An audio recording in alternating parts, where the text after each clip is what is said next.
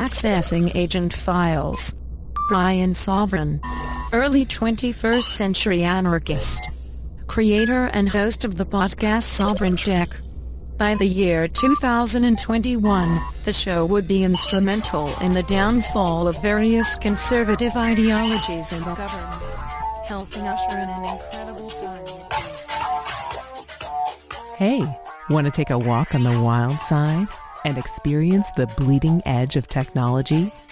Then get ready, because it doesn't get much more edgy than this. You're in for a wild ride. You're listening to Sovryn Tech with your host, the man in triple black, the golden stallion of the tech world, Brian Sovryn. He's got a huge brain. And now here's Brian. That's right, the golden stallion here for, a special that I think everybody's been waiting for, because it's not just me. It's also the lovely and hyper-intelligent, the Duchess of Debauchery, Dr. Stephanie Murphy. I thought I was the Duchess of Dykdom. Oh no, Duchess of Debauchery. Sorry, how could I forget? Wrong Duchess. Yeah. I don't know where my mind was at. Who's the Duchess of Dykdom? It's Buzz from Buzz's Big Gay Dance. Oh, boy. Who else would be the Duchess of Dykdom? Right, you're right. Boy, that... Nobody else is enough of a dyke to be the Duchess of Dykdom. Talk about a party. Yes. I got a little bit wild this year. You got wild. I have pictures. And there's video on YouTube. Yeah, it wasn't just you, but also beautiful Paige Peterson. You know, speaking of dykedom, there were just women all over me at that party. They were all over you. It's their one night of the year where it's okay to be gay, I guess. Yeah. I don't know what they're talking about. But, I mean, I like to be gay all the time. But, and... Yeah. Actually, bi, not gay, not straight, bi. That's what I am. Everybody who knows the show knows that. But anyway, yeah, it was like Halloween or something. It was like a spell came over the crowd, and like there were women like coming up to me and saying, "Oh, you're such a good dancer. How did you learn to dance like that, Stephanie?" And then there was one that pulled me outside and wanted to chat, and then she wanted to make out, and then there was another one, and they were just. I don't know what was going on that day. You know what's but I liked it. Yeah, well, I thought it was great too. And that's the thing is the part for me that was really great is I was never more than a few feet from you. I was always standing by and getting my dance on as well. But they totally know. These people knew who I was. Knew I'm with you and everything, and they still went ahead and rock and roll. Were totally comfortable with it, and I was like, good. This is about time that people were just comfortable with, having fun. I don't think they were making any like serious overtures at relationships. I don't know. I saw it like... No. There wasn't like overtures of relationships, of course. No, but I think the thing I was saying before was that I think that night was just like magical in people's minds. It was like, well, this is the day where it's okay for straight guys to dress up in like these flamboyant costumes. And this is the day where it's okay for straight girls who might be bi-curious to explore their bi-curiosity in a safe way that won't make them gay 364 of the rest of the days in the year. And who else would you want to explore with than Dr. Stephanie Murphy? Of course. Ooh. I mean, yeah. On the one hand, I'm happy to oblige. If anyone wants some help exploring their bisexuality, please, you can come to me. And I don't mean that in just a creepy sexual way either. Like it's confusing to be bi, and I've dealt with it, and I think I've dealt with it pretty well. So if you want to talk about it, I'm probably a great person to talk to. But on the other hand, I guess there were times when I felt a little bit. Like I was being used to kind of test the waters or something like that, This is the thing. Like, I mean, I've been in relationships, polyamorous relationships. I've been in all kinds of, various types of relationships or lack thereof, perhaps. And that's one thing I really am not so interested in doing is being like training wheels for people, Training wheels for a dude who wants to try. Well, for a dude in particular, I am with not another interested guy. Because it's so tough. I think for a lot of guys to get over the jealousy hump, that... It's hard for a lot of people to get over humping, yeah. Well. Yeah. I think we're talking about two different things. I think so too. I'm talking about when straight people or straight identified people, or maybe people who have a little bit of bi-curiosity but have never really acted on it, go to someone who is openly gay or bisexual Right. and hit on them and try to want to use them as a way to explore their curiosity about the other side. Yeah. Right. But you're talking about someone who's never been in a polyamorous relationship before, who wants to explore a polyamorous relationship with an established, I guess, someone who's already done that before and has a lot of stuff to learn. Yeah. Is that right? I guess, but I don't know. Whatever. Yeah, I'm just saying overall. I mean, I don't know what are I'm you saying? I don't know, but this special was supposed to be about our conferences, not about. Yeah, it was supposed to be about our conferences, but we can talk about anything we want. I mean, know. I have to say, I kind of lured you up to the studio to do a podcast. I was saying, come on, Brian, we got to do a recap of our trips to Coins of the Kingdom and Inside Bitcoin's Las Vegas. And I was like, come on, it'll be fun. And you were like, okay, yeah, well, we got to do a recap show. We told our listeners we would. Because, some of them donated to send you to the conferences. Yes, and that it was very gracious of them. Oh, yeah. And I got great donations this week. I mean, very, very generous. That's awesome. Good yeah. for you. I really have to say, it's hard to monetize a podcast. Speaking as a podcaster for 5 or 6 years, I can say it's hard to monetize a podcast.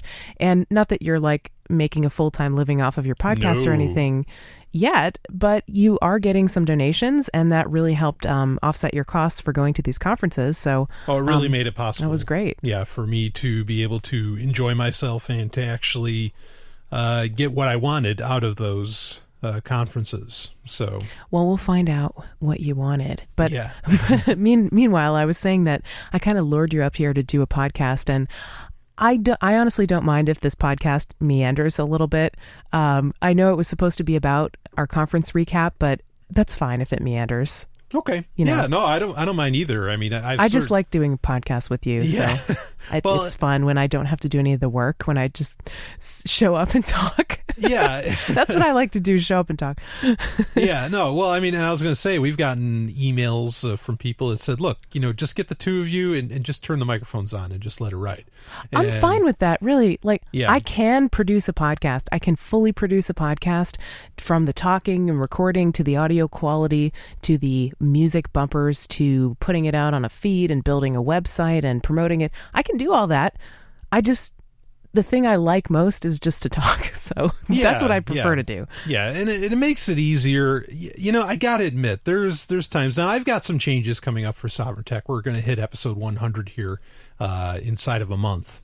And very exciting. Yeah. And I have some changes planned, including, I might be dropping some segments. And yeah, it can be really tough. I agree with you. I can do all that stuff too. I hate doing the website work in particular, but that's why I don't kind of have one. I do. And I hear you. But I really hear you. Yeah. I understand that. Yeah, your pork therapy site was awesome. I remember going to that. I was like, oh wow, this is great. I'd go to it every day just to kind of look at it because it was so well done. I built it myself. Yeah, you did great work. And I actually learned WordPress building that website. Yeah, and well, it used to be PodPress, I think, and then it was PowerPress. I don't know, whatever podcasting thing. Yeah. But then it became sort of dated, and I really felt like I should update it, but I just didn't have a chance to do it. And don't look at it now because there's probably a lot of broken plugins and stuff.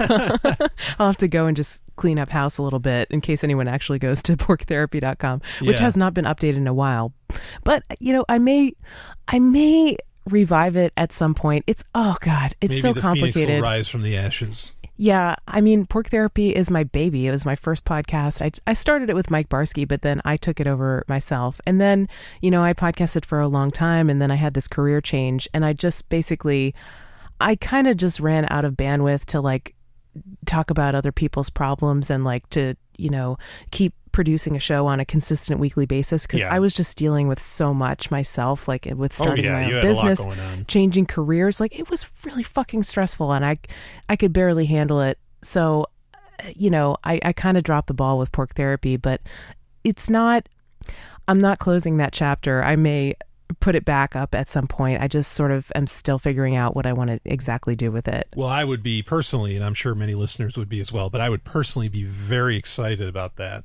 So, but I mean, you know, as far as Sovereign Tech, I mean, this is pretty long haul. I don't have any intention of ending it, but I was going to say that, boy, you know, doing the segments and like laying out a show with such depth, I mean, God, that admittedly, that takes some time. It does. I see you because we live together, so I see you doing your show prep, and you do put a lot of effort into it. You also put a lot of effort into like show notes and uploading the show and everything. So yeah, there's quite a bit there. So hear that, give this man some love and appreciation. And you know, it's funny because sometimes Brian will just turn to me like during the day. So we both work at home now. It's great. We can spend the whole day together. And most of the time we're wrapped up in doing our work, but we can chat with each other whenever we want. Right. And sometimes Brian will just turn to me and say, you know, I'm so happy. I'm so stoked. There are people on Twitter saying Brian was right. Brian said that on a show a couple months ago, and now it's actually happening, like about Google or IBM or Apple or whatever. Or BitNation. Or BitNation, yeah. Yeah, take the pick. Oh, boy. Yeah. So, well, you know, why don't we have that bring it in to what we wanted to talk about, which, of course, we went to, you know, this is a couple weeks ago now, beginning of October, or the end of the first week of October. Right. Where we went to Coins in the Kingdom. Yes. And then we also went to Inside Bitcoin's Las Vegas. Yeah, this was a whirlwind trip. So we hit 2 Bitcoin conferences in 5 days. And I knew it was going to be kind of a breakneck pace when I planned out the trip. But that was fine because we had, you know, stuff to do at home on either end of the trip also. So it was all right that it was kind of short. But I did end up wishing at the end of the trip that we could have stayed longer, especially at Coins in the Kingdom, because that was really fun. Like, I had a great time. Coins in the Kingdom was great. I wish we had a little bit more time there. But so, okay, maybe we should actually start with the backstory, because the backstory is interesting too. So probably the reason why you might be tuning into this special is because last December, was it? I think somewhere around there. When we went to Vegas the first time? Yeah. Okay, so last December we went to November, I think. I think it was December, but anyway, it was somewhere around there. Yeah, it was about a year ago. December, you're right. Yeah, go ahead. We went to Inside Bitcoin's Las Vegas, and that was the first time that I had been to Las Vegas, actually. I ended up going back like 3 times this year, which I was surprised by, but it was all for conferences, nothing untoward. Well, I can tell you if there's anything untoward because everything that happens in Vegas stays in Vegas. Yeah, right. Anyway, so we went last year and we did not have fun. Like, we actually had a really shitty experience. Yeah. The conference sucked. That was the title of the show, was Inside Bitcoin Sucked. Yeah. The conference sucked. They didn't have their shit together. They just were like immature. They just were like kind of slapping together speakers from all these random areas of Bitcoin. Not much of a central theme or anything, or not that it has to be a central theme, but like not much of a coherent message to the conference. Right. Other than regulation. So many people just wanting regulation, and Andreas like yelling at them. I didn't even get asked to speak at that one, which I was a little bummed about. So I just kind of went and did some interviews. But yeah, not only that. Didn't you do a panel at that one? I did not. Oh, that was in New York. No. Okay, sorry, go ahead. Actually, remember after that Vegas conference, I actually had kind of like a crisis because I was feeling like, oh my God, I'm not as famous as Andreas, and I'm not even as famous as Adam, who are my 2 co-hosts on Let's Talk Bitcoin. And like nobody, and this people at this Bitcoin conference in Vegas, this camera crew came up to me and was asking me why there are no women here, and it gave me this really horrible interview that was all about being a woman. And I was like, holy shit, nobody takes me seriously in Bitcoin because I'm a woman. And I was like freaking out about it. Yeah. And it took me a few months to get over that. And I just eventually realized that I don't need to measure myself by Andreas's yardstick. I'm sure he has a very big yardstick, but but I mean, I just don't. Like, I don't need to compare myself to these other people who have had, in Andreas's case, he's had a long career in security and computer science and finance too. Yeah. Or Adam, whose full-time job is Let's Talk Bitcoin, and that's his company. Right. Whereas with me, I'm a voice actor who's trying to establish her own business as a voice actor, which is going quite well. And just in the first year of doing that. So I really was just kind of beating myself up a little bit too hard over something that I didn't need to beat myself up over at all. But it took me a little while to realize that. Anyway, that was part of the unfun experience, was this camera crew that like totally ridiculed the women at the conference because there weren't enough women, or they definitely weren't contributing a solution to that problem. And the conference hotel was just horrible. They had it at the MGM Grand, which was a giant, it's more like a mall than a hotel, really. It's like they have these towers and you basically walk for 30 minutes and then you get to the other side of the hotel and the conference is over there.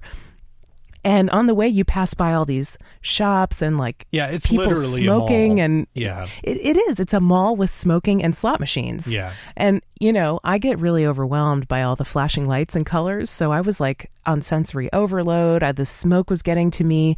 The bad pop music, like most of those songs, I'd only heard in like mashups, and I just never really heard the full versions. But this was like, oh God, there's just so many levels of wrong. Oh, and then on top of that, the pool was broken, right? That was like the streak of broken pools. I did a lot of traveling this last year, and every time I would go to a hotel, I'd be really stressed out because it was a Bitcoin conference and I was trying to get content and for Let's Talk Bitcoin, and I was trying to like manage all these people that were there, and there, people want, hey, what are you doing? You want to do something? You want to go out, or want to meet up and do an interview or whatever.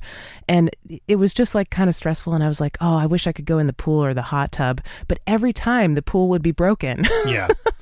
So I couldn't relax. Yeah. Even in that like way. later in the following year, 2014, we went to a bunch of conferences, Texas, and, and in Toronto, and even in those areas, the pools were all down, all broken. Yeah, what the fuck? Yeah, it felt like we were cursed. But we did get to swim in Coins of the Kingdom. We did. That broke the streak, and we even did an interview in the pool in that one. Yeah, we got hot interviewed. Tub. Yeah, with Doug Scribner there. Yeah, but so anyway, last year sucked. And so if you're tuning into this, you might be thinking, well, I wonder if it sucked this year. It actually did not suck. It was a lot better. I had actually a pretty good time at this one. So we will talk about that. But first, I guess we should... okay, now I remember where I was going with this. I totally kind of meandered, but that's okay because this podcast is allowed to meander. So the backstory was that... there was this conference happening, Coins in the Kingdom, organized by Jason King and MK Lords. And this was going to be in Disney World in Orlando, Florida. And they were going to have like basically a conference that is unapologetically a party. Like most of these Bitcoin conferences really kind of blur the line between professional event and just frat party. Right. And I say frat party because it's mostly finance bros. But anyway... This was just one of those conferences that said, yeah, this is for fun. This is not really particularly for like getting VC funding or like doing anything like that. It's just for fun, right? So yeah, that was cool that they were like honest about that, and that made me want to go to it more. But I didn't get invited to that one until a little bit later because they were kind of being cautious about which speakers they invited because they didn't have like a huge budget. They were trying to keep the ticket prices really low. Yeah. And they were trying to like make sure they had the funding, and the Bitcoin price was really low as well. It was languishing. So they were like, oh shit. They're probably like, oh shit. This is just my speculation, but they were probably like not sure how much funding they were going to have for the conference. And so they were really... I mean, the Bitcoin price like literally tanked from the time of the announcement. It was around like 600. Yeah. And it fell five in half from that. Then like during like just days before this occurred, I think it did its kiss under 300. Like, the Bitcoin that was price. A sorry state of affairs. If your major source of funding is Bitcoin and you're throwing a Bitcoin party, I could see where that might be problematic to no one's fault. I mean, it's bad timing. That's all. How can you control that, right? You can't. Yeah, so they're being properly cautious. Yeah, so I didn't get the invitation till a little bit later on that one. And by the time I got it, I had already accepted an invitation to speak at the Inside Bitcoin's Las Vegas conference. Mm-hmm. And kind of the reasons I accepted that one were interesting. I had been kind of saying, well, I'm not going to go to as many Bitcoin conferences because in the last year, I've just gone to a lot of conferences and I became a little bit burned out. Yeah. You know, it's expensive. There's an opportunity cost. I can't do voiceovers while I'm on the road, you know, and a lot of the conferences didn't offer very much, if any, compensation, you know, for going to the conferences. Sometimes Let's Talk Bitcoin would help me pay my expenses, but not always. And there was always incidental stuff like meals. You know, you got to eat out and it's expensive and it takes time and it's stressful. It's stressful to go through the TSA. Like every time I go through it, takes a little bit of my dignity, you know. Yeah. You always joke that I always say, like, when we go through the TSA, did I leave anything? And you go, yeah, I think your dignity's back there in that gray bin. And like, you make that joke like pretty much every time. Yeah. But it's true. Like, there's just a cost to traveling. Okay. So, and I'm not complaining about it. It was just that I wanted to scale back my conferences a little bit.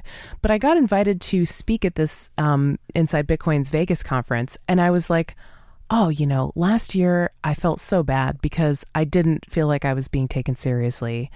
And this year they reached out to me and asked me to speak. And that's great. I felt really good about that.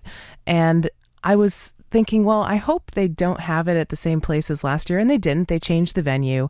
And the guy, Stuart, the guy who organizes these things, was really nice. He was. I agree. Yeah. And the events have gotten better. Like the company who puts on the Inside Bitcoins events is now Meckler Media. They were Media Bistro, but then they became Meckler Media, which, you know, is a big media company. They did all these events, and I guess they had different divisions for different kinds of events that they were doing. Yeah, they used to run some big events like Internet World, a whole bunch of different ones. Oh, okay. Media Bistro did. Yeah, Media Bistro did. But yeah, they pretty much, as far as I understand it, Meckler, the guy Meckler who runs the whole thing, pretty much sold off all of his, you know, whatever conference IP, whatever that means, except for Bitcoin and 3D printing. And 3D printing, which, yeah, I mean, certainly that's the technological revolution now.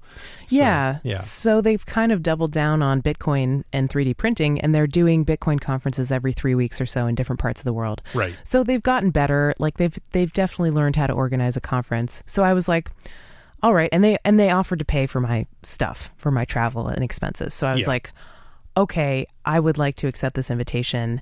But then I was worried because I was like, Brian, last year we went to the same conference and we swore up and down that we wouldn't go back and that it sucked so bad that we hated it and we didn't go.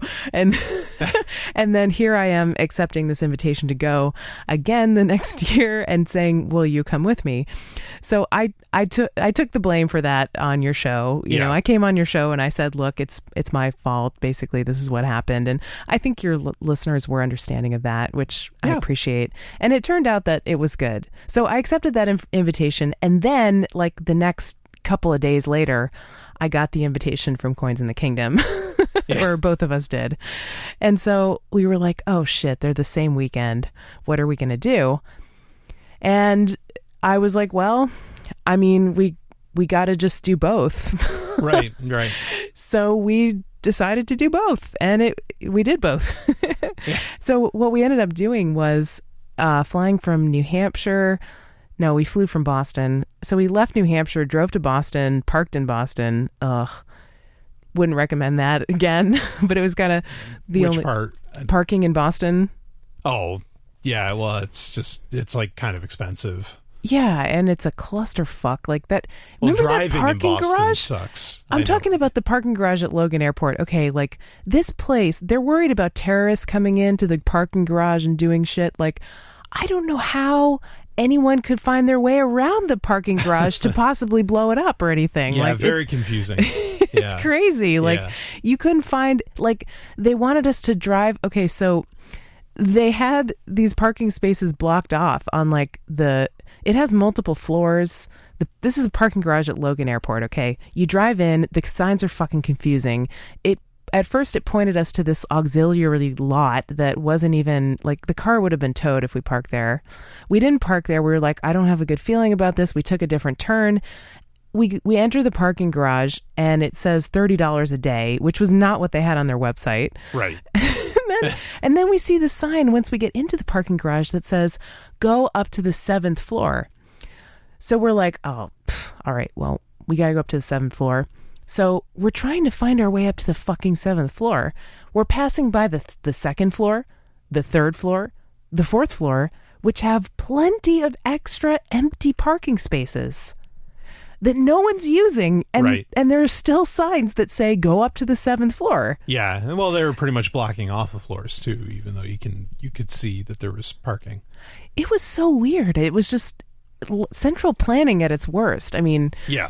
So we finally find our way up to the 7th floor, meandering up this maze of a parking garage, and then we get up to the top floor, and we're parking under the moonlight, which that was kind of cool. We like stopped for dinner. We got Indian food, and we were eating it. We had a little picnic in the parking garage before we got on our flight. That was kind of fun. And then we go into the airport at Logan Airport, and we step on the elevator to get from the parking garage into the terminal. And these birds, this forest sound effect starts playing with these birds chirping. And then we look behind us, and there's a sign in the elevator that says this is part of some kind of art project or something by this person, and the theme is birds in the forest or something like that.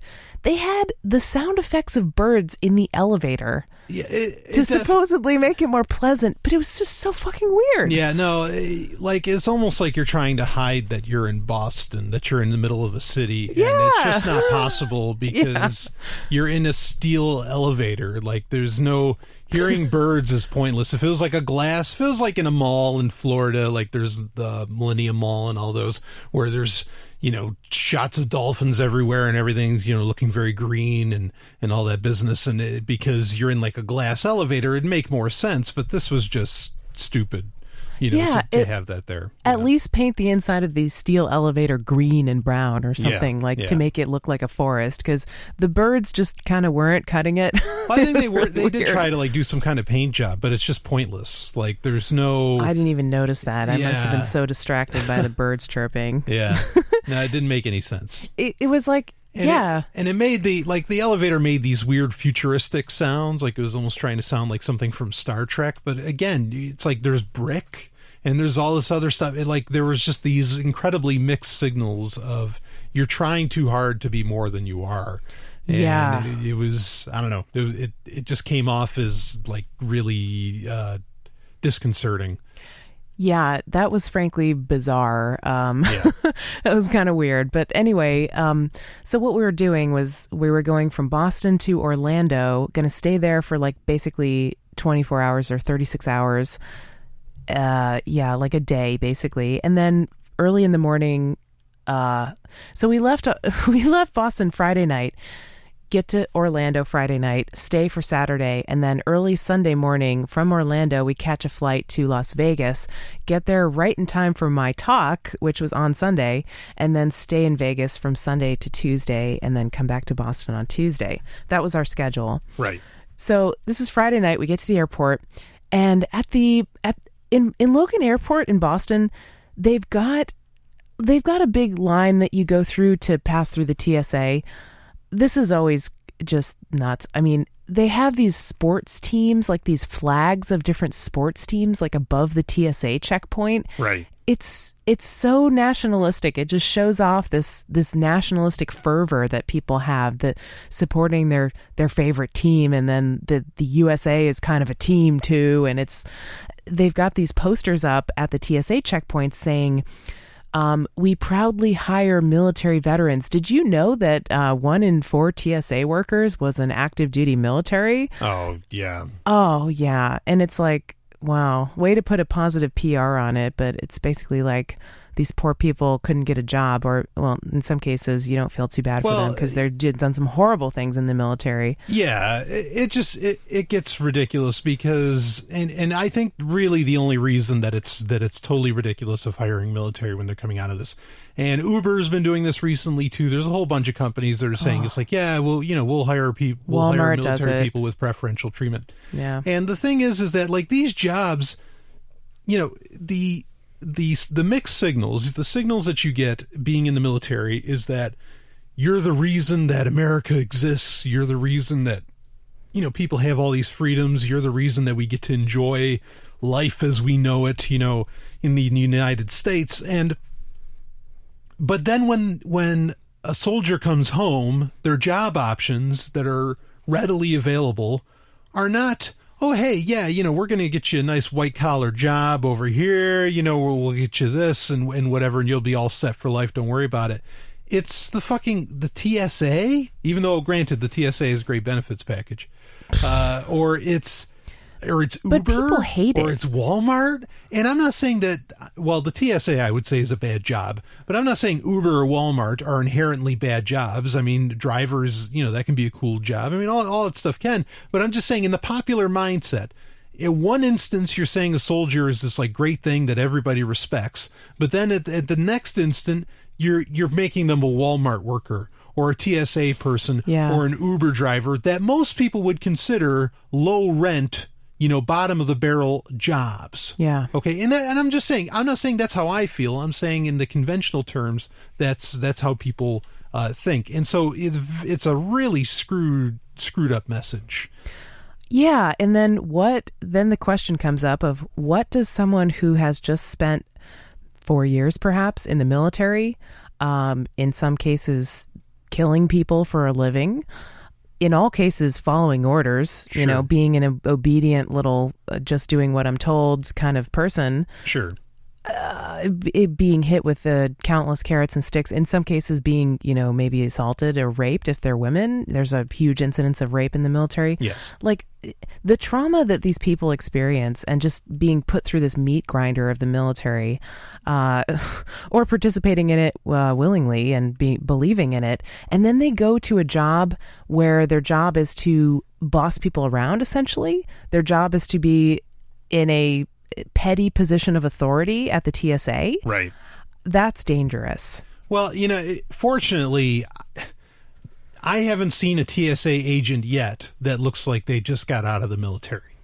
Not that looks like they just got out. Like they are not usually fit. Well, that's the one thing I will say. Is that, and in fact, I mean, and that's, I'm sure we've said it before. I mean, we've done a couple of these conference wrap-ups, and I think the same point kind of comes out every time. But it's like, if these are the people in charge of keeping me safe, I'm going to count on myself. I'm not going to count on them. I mean, unless they can sit on the person, I don't understand how they're going to take somebody down. I don't understand, or how they don't want to be there either. I just remember going through all the checkpoints and sort of looking at the employees. They either look miserable or they're like gabbing with each other. Like there were these two women in Orlando that were just like gossiping about some other woman, and like they didn't want to be there. They hated it. And I'm not, please, I'm not picking on people for being overweight. I'm not. I'm just saying that if your job is to protect and serve, or to make sure that everybody's safe, it's a pretty good idea to hire somebody for that job that is somewhat fit, that could actually run after a, whoever, a whatever, and yeah, I mean, that's I guess all they're I'm counting saying. on the fact that there's so many of them, they wouldn't have to run very far. Yeah, maybe that's what it is. They're just blanketing the airport. There's so many of them. It's like ants, and not in a good way. Yeah. So we go through the TSA in Boston, and I have a Chromebook that I travel with, and it's got Bitcoin stickers on it. You've got stickers on yours too, but mine has a Bitcoin sticker and a LITECOIN sticker, I think, and it's just got coin stickers on it. Okay, and given the experience of Davi Barker that he's written about going through the TSA with his Bitcoin Not Bombs shirt on, and them stopping him and saying, do you have any coins? And asking him all these strange questions that they say are a matter of policy and stuff. I was kind of worried about that when the TSA guy pulled out my laptop from the bin and was like, I need to do some additional testing on that. And then he kind of asked me about it. He was kind of like, I'm going to need to inspect your laptop. Is that okay?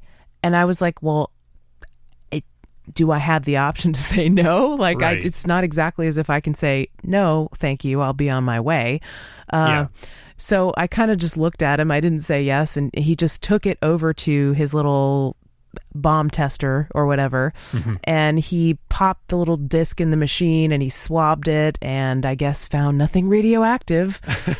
Surprise, surprise. I'm not about to commit some act of terrorism with my Chromebook. And he kind of like saw my face and that I was looking a little bit annoyed, and he looked at me and he goes, "Oh, don't worry, it's just a random screening. There's nothing wrong with it." Like as though I was thinking, "Oh, I did something bad," you know, like I'm a bad school child or something. Yeah. Oh, this is just so fucked up. So I just after I got through, I just took it and got on ran basically. Yeah. But then it wasn't over, like dealing with society, I guess. Going out of the house, dealing with society wasn't over because we got to the gate. Our flight was delayed. Okay. It was supposed to leave at 10 o'clock or something. It wasn't leaving until almost midnight. So we had a good couple hours to sit there at the gate. And there were these parents at the gate. They must have been taking their kids to Disney World or something. It was like two sets of parents who were friends with each other and both had young kids, like 4 years old. And one parent was getting frustrated because his daughter was kind of running around and squirming in her seat. It's 10 o'clock for a little kid. They're probably wired and tired and not feeling good because they're used to going to bed at that time. But this little girl's kind of squirming in her seat and running around. And the dad, like, you could see his thought process. He didn't know what to do.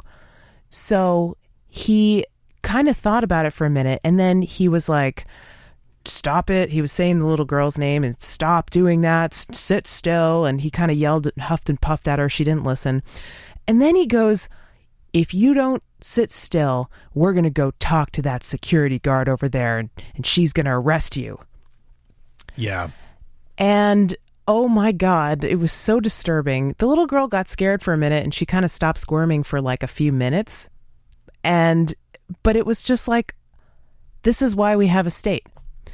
Oh, yeah. This is why. Like, there's parents telling their kids they're going to report their kid to the cops.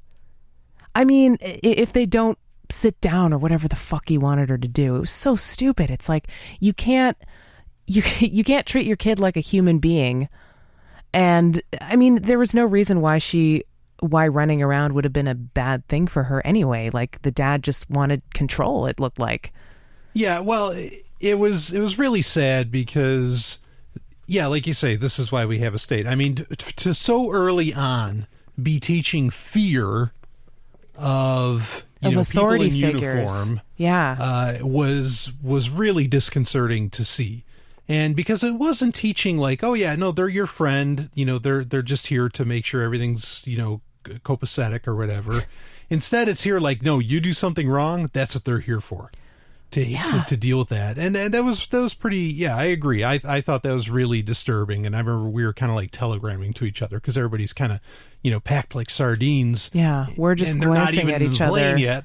And rolling our eyes and writing each other messages on Telegram about how fucked up these parents are. Yeah, it was really bad. I mean, like, that must only work on a really little kid. I mean, even a little kid could probably see through that because what do you think would have happened if the girl had kept running around and the dad would have taken her over to the security guard and said, "She's breaking my arbitrary little rule and you better give her a talking to"? The security guard probably would have like turned on the dad. Yeah, well, sure. Yeah, who knows? I mean, but even then, still the parents are, the parents are pretty much giving up their stewardship, and they're more or less really at that point, they are handing their kid over to the state. Yeah. Just in the words alone, they're doing that. And I think some people might say that, oh, the parents were just being funny or they were just being cute or something. Oh, it wasn't funny the way he said it. That's not cute or funny. Yeah, no, it was heartbreaking, actually. Yeah, it was really, that was, God, going to an airport, you just end up despising humanity. The worst of humanity. Overall. But that's the way most people are, unfortunately. I mean, we didn't see them actually hitting their kids, but we saw that threatening to turn their kids over the state. using the TSA as some kind of vehicle to enforce their own arbitrary, silly parenting rules. It was just so sickening. Like, yeah, and they make it worse because even if you wanted to step in about something, making a scene at an airport, that is like the one place in the United States you don't want to make any kind of scene. Yep. Because it's just guaranteed, you're in for some shit. You'll end up like Jeff Berwick, kicked off a plane. Yeah, right. For saying Ebola. Yeah. Like that happened. Anyway, there was another set of parents there that were friends with this set of parents that was threatening to snitch on their kids to the cops. And the second set of parents, the dad was obese, okay? Like he had a big belly. He was fat, okay? I would go so far as to say the guy was a fat fuck, okay? I don't call people that lightly because I have a lot of empathy for people who struggle with their weight because I've struggled with my weight for a long time in my life. I just weigh over 300 pounds. I hear you. And you've lost 100, which is awesome. You look great. Thanks. You look very great. Anyway, so yeah, this dad was a fat fuck. And his daughter was overweight. His daughter was 4 years old. And he was just constantly making comments to the other dad who was threatening to turn his daughter over to the cops about how his daughter was so fat and how she loves to eat. She's like a friggin' linebacker. And these people had the Boston accent too. Mm-hmm. Like they were from Massachusetts and she's like a friggin' linebacker. She's wicked fat, like just that annoying Boston accent. Talking about how his daughter was so fat, and he was making fun of the daughter's belly. I'm sure I have listeners in Boston, but anyway, go ahead. I'm from Boston, okay? Yeah. I've consciously decided not to develop that accent. Anyway, yeah, but this dad was just really being very mean to his little girl, and she was, the poor girl, like she was delirious. She didn't know what was going on, and he was, at one point he was making fun of the size of her belly, and she goes, "Dad, does everyone's belly end up like this?" Like she was talking about her belly because it was sticking out. And my heart just broke for this poor little girl. And he's sitting there making comments to this other dad about how she's 4 going on 30 and she looks like a linebacker and all she does is eat. We can't stop her from eating. And it's like, the kid's fucking 4. She's that fat because of what you fed her.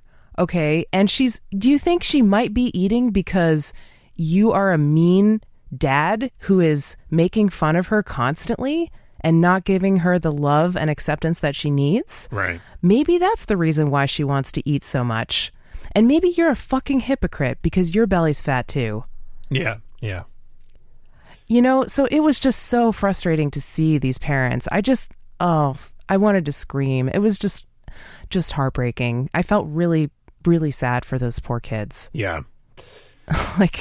Man. No. Well, and this is why we have a state. Yeah. I have to agree in some ways with the people who say that parenting is everything in terms of reaching a voluntary society, because after seeing that spectacle, I kind of have to agree with that, Yeah. So anyway, the flight was fine, right? There was pretty uneventful. No, there was nothing. It was just a flight. Except for those TV screens that you can't turn off in front of you.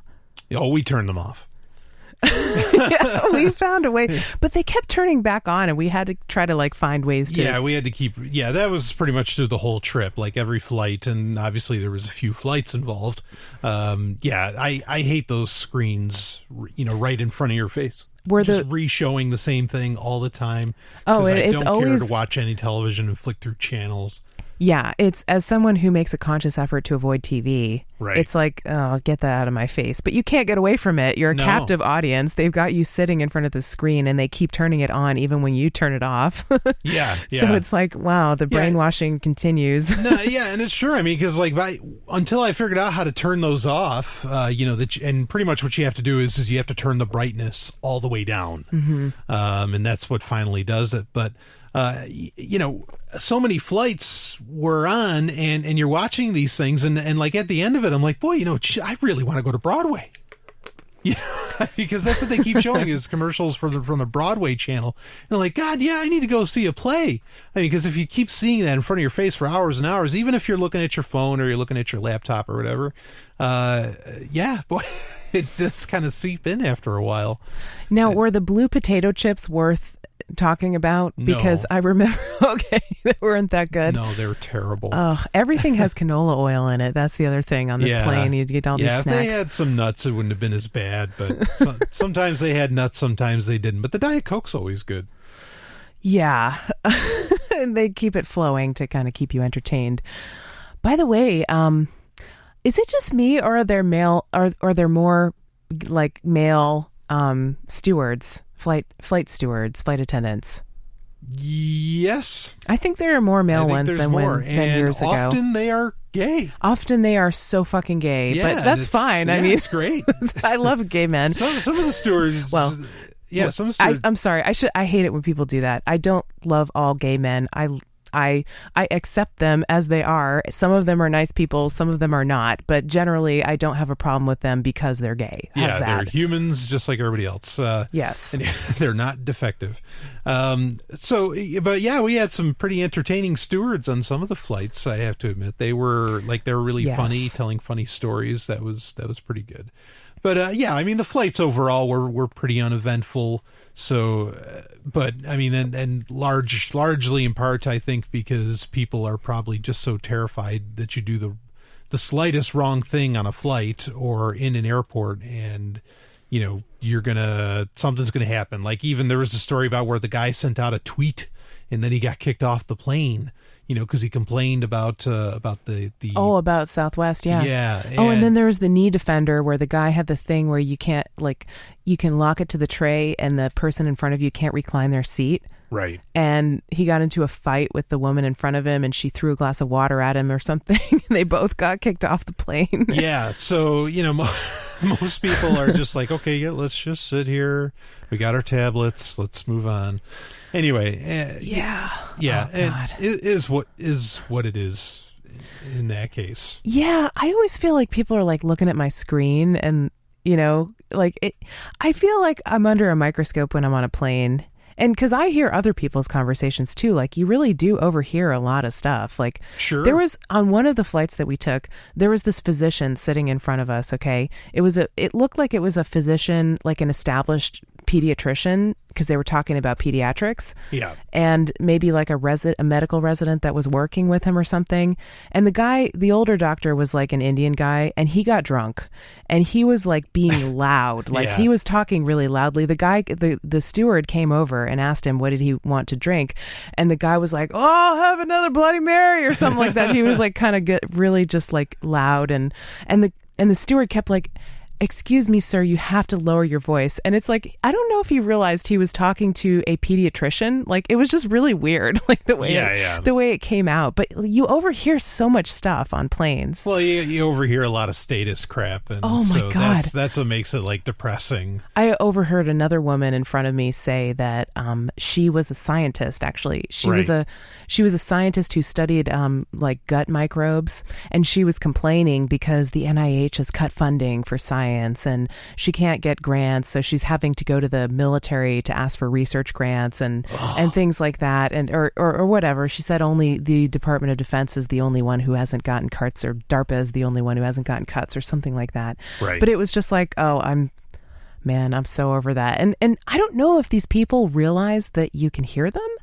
We usually sit in the very back of the airplane and we hear the people in front of us. So I don't know who hears us. Yeah. Well, that's why I feel paranoid, because I'm hearing all these people. Yeah. The back of the airplane, I actually choose to sit there regularly. It is the safest part of the airplane if there is a crash or things of that nature. Plus, it's just it's cool. Yeah, it's back of the bus. You have a little extra room sometimes. Not many people want to sit there. I don't know why. It's not more popular. I love it. It's Me too. Yeah, let's crash. Usually there's even that larger kind of seat on some airplanes towards the back. That's always nice. And when we're in the back row together, that is which a generally fun is time. what happens. Yeah, I mean, all kinds of Sit in the back of the bus together. Yeah, and I mean, no one's looking, and well, ananyway, and then, but it's nice. The bathroom's right there. Don't tell them we're going to get kicked off the plane the next time. Right? Yeah, we won't even have to say Ebola. Yeah, that did not. What? You don't believe him? No, I don't believe that happened. That's a bunch of. Anyway, I'm not going to get into that. Well, we basically did get into it. Well, I'm not going to go any further. All right. That's his story, and he's sticking to it. So, I'm not sure if I believe it either. Yeah. So, well, let's get into the Bitcoin. Okay, so we got to Orlando. Okay, we land in Orlando, and we had an Uber driver who took us to the hotel from the airport. She was very nice. We kind of missed her because... Oh, yeah, we had to meet her. We're on the lower floor. We're on, there's, 3 levels or whatever to Orlando International. We walk out of the terminal when we call for an Uber, and we're on the bottom floor, and Uber driver, if it's your first time connecting, they'll usually call you. Right. And so she calls Brian and she says, meet me on the 3rd floor. And we're like, all right, that's weird. And we haul our stuff up to the 3rd floor. And it was because the cops at the airport hide out on the lower floor. Yeah, or that the taxis have it pretty much monopolized, have the She was saying the cops actually sit there and look for Uber drivers. Wow. Yeah. Well, that might be, I wouldn't be shocked. Not that I'm making any grand case for Uber anymore. I think it's a really shady company, shady practices. They support the police. They support police conventions. I just got an email from Uber today after I unsubscribed from their email list, okay? Mm-hmm. I get an email from them today saying they have this new program called Uber Flu or something like that, where you can call an Uber and they'll come with a flu prevention kit, which I don't know what's in there, but vitamins or something. And you can get a flu shot. A nurse will come out of the Uber and give you a flu shot for you and up to 10 people for free. How scary is that? I do not want someone just getting out of a Uber car and stabbing me with some needle and claiming that they're a nurse or whatever. And I don't want to get a flu shot anyway. I don't get flu shots. Right. So, there's that. Uber's scary, but the person that we dealt with, and the people that we dealt with every time we did take Uber rides were very nice people. Yeah, agreed. Individually, I had an interesting. It's not their fault that their companies are assholes. It's heinous. Yeah. They the one when we landed, she I lived in Ocala for a few years, in Ocala, Florida, and she did too. And so, I got to kind of reminisce about what, apparently Ocala has changed pretty drastically since last I was there. I learned that developed. I learned that if a gator attacks, you should run in a zigzag fashion. This is true. Just like if you get shot at, because the gator can only run straight. They can run really fast, but they can only run straight. Really fast. In fact, I got to kind of tell my little story when I lived in Florida. Actually, at this point, I was in Fort McCoy, and I lived on what was pretty much 10 acres, even though most of it was swamp. And you drove back onto this dirt road. You're only supposed to go 30 or something on this little dirt road. And, I'm in, I've got this big Lincoln Town Car, this big 90s Lincoln Town Car, and I'm driving, and obviously I'm going faster than 35, because if you live there, you know the turns and everything. And there were some sharp turns on this dirt road. And at one point, this gator... comes out from the side of nowhere. From the side of the road, because again, there's swamp on either side, more or less, of this road. You sure you didn't see your lizard eyelids blinking sideways? He might have thought I was a relative. But this thing just starts spinning. It's it looks like a pinwheel, its legs, and it's just running, and I'm going 40 miles per hour. And this thing's keeping pace. And I'm just like, Jesus. Whoa. That's why they're basically dinosaurs. They've survived evolution for so long. Yeah, they're an apex predator. Yeah. Nothing goes after them other than humans. Yeah. So, wow. That was so weird. But yes, if you do happen to run into that situation, zigzag because because of the way they run that pinwheel style, they can't get you. But they can go fast. Like you wouldn't expect it, but they will cook you. So. It reminds me of Swamp People. There's this reality TV show called Swamp People. It's about these people in Louisiana who hunt gators, and they bring them to the market, and they try to sell you sorrel. Yeah, and they've got these like thick Cajun accents, missing teeth, the whole 9 yards. Okay, and I just remember like them talking about these big alligators, and they're like, they didn't get that big by being stupid. And it's true. They didn't get that big by being stupid. Yeah. So anyway, we end up, we get to Orlando at like 2 a.m. We're exhausted. Right. And we're rooming up and then that was fine. Oh, okay. So we got to tell that story. So we ended up sharing a room with Paige Peterson. Hi, Paige. You are awesome. I know she likes Sovereign Tech, so she's probably going to hear this.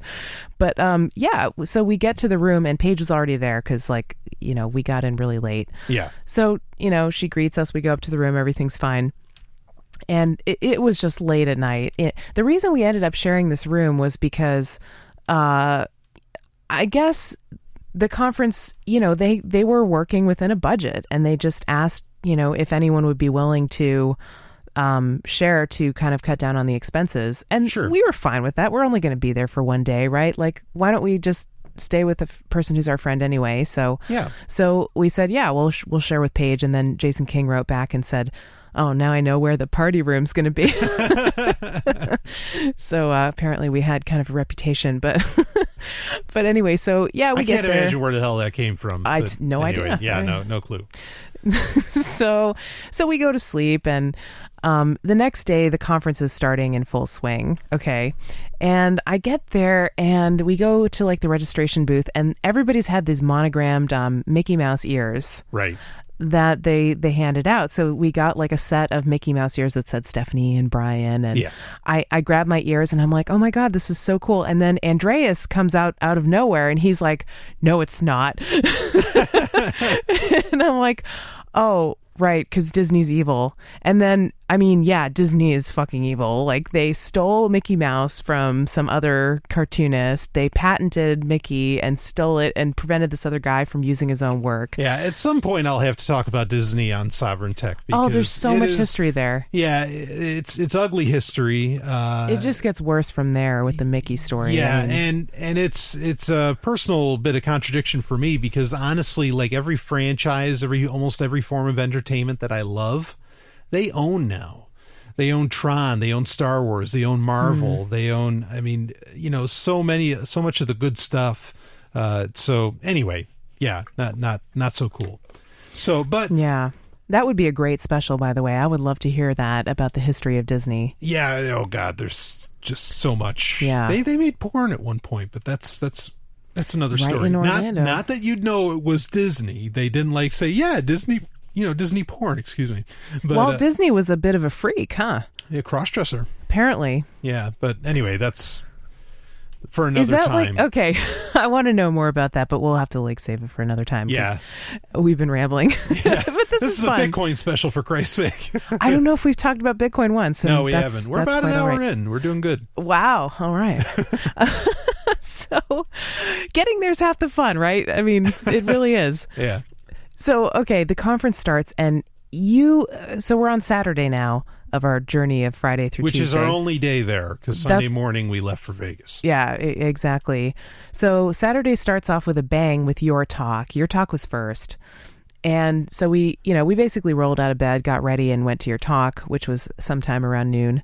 And you gave an awesome fucking talk. Your talk came out really good.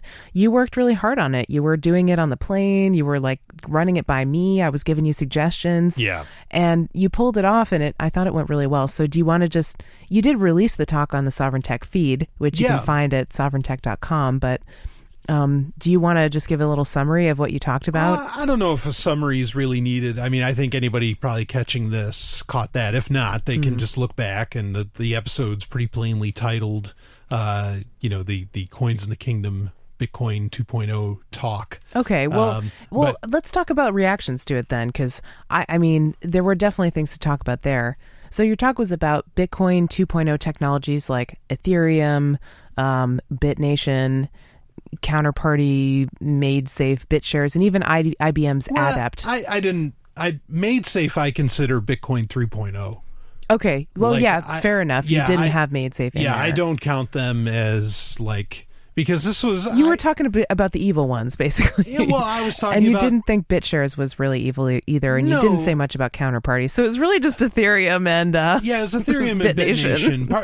And the main reason that I did bring up BitShares a lot, but that's only because BitShares actually exists, and it has the examples that I can use.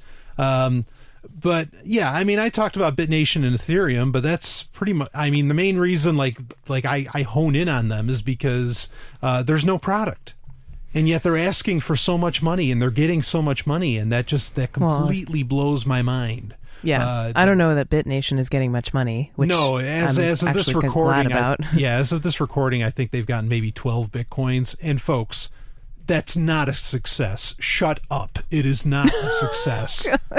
There's somebody saying, well, I wish other people wanted to fail like that with 12 Bitcoins. Come on. We're talking about something that's supposed to replace government, or it's supposed to be your government. And you're going to tell me 12 Bitcoins isn't a failure? That's a joke. Anyway. Yeah. Anyway. So, yeah, you were talking about the problems with those systems, and also with reputation systems such as Yelp, for instance, but also the ID systems that these 2.0 platforms want to put in. And it was a great talk. I really enjoyed it. I was actually surprised because there were lots of 2.0 developers in the audience. Some guys from BitNation, or who at least at the time were with BitNation. The guys at the BitNation, that was funny because the guys that were there from BitNation, including the guy who got married on the blockchain at Coins in the Kingdom as a supposedly BitNation publicity stunt. Right. He quit BitNation like the next week. Yeah. The following week, those three guys were gone. Yeah. And they were actually sitting, and I'm not going to say that because their complaints had little to do with what I talked about, but I just found it interesting. It's like, a week later, I released this talk, and suddenly people are dropping like flies from BitNation. But I don't think I had anything to do with that organization screwing up on its own. Yeah, there's a number of issues with it. I don't buy the whole good government thing. I really don't. There's no such thing as a good government. No, it's completely impossible, and I really... And not only that, but that for a governance organization, their corporate governance is laughable. They won't name their board of directors. Suzanne Tarkowski Tempelhoff, who's the creator of it, or the CEO, which sometimes I wonder, like, who's actually behind it? Who else has contributed to this idea? Because she's the public face of it, but she won't name the board of directors because she's afraid they'll get harassed or something, which really sounds shady to me. Right. And their fundraiser started off, and as far as I know, as of this recording, it still is, in a non-multi-sig wallet. It's in a single wallet with a single key that she controls. So she controls all the funds. She could do whatever she wants with those funds. Yeah, go ahead. And also, like, there were all these volunteers on the project. They walked off. They cited concerns. There's not really a vetting process to, like, figure out who is a good person to have in this governance organization. Right? Even the actual government, you have to get into it somehow. It's like a closed club, you can't just, like, volunteer and get in.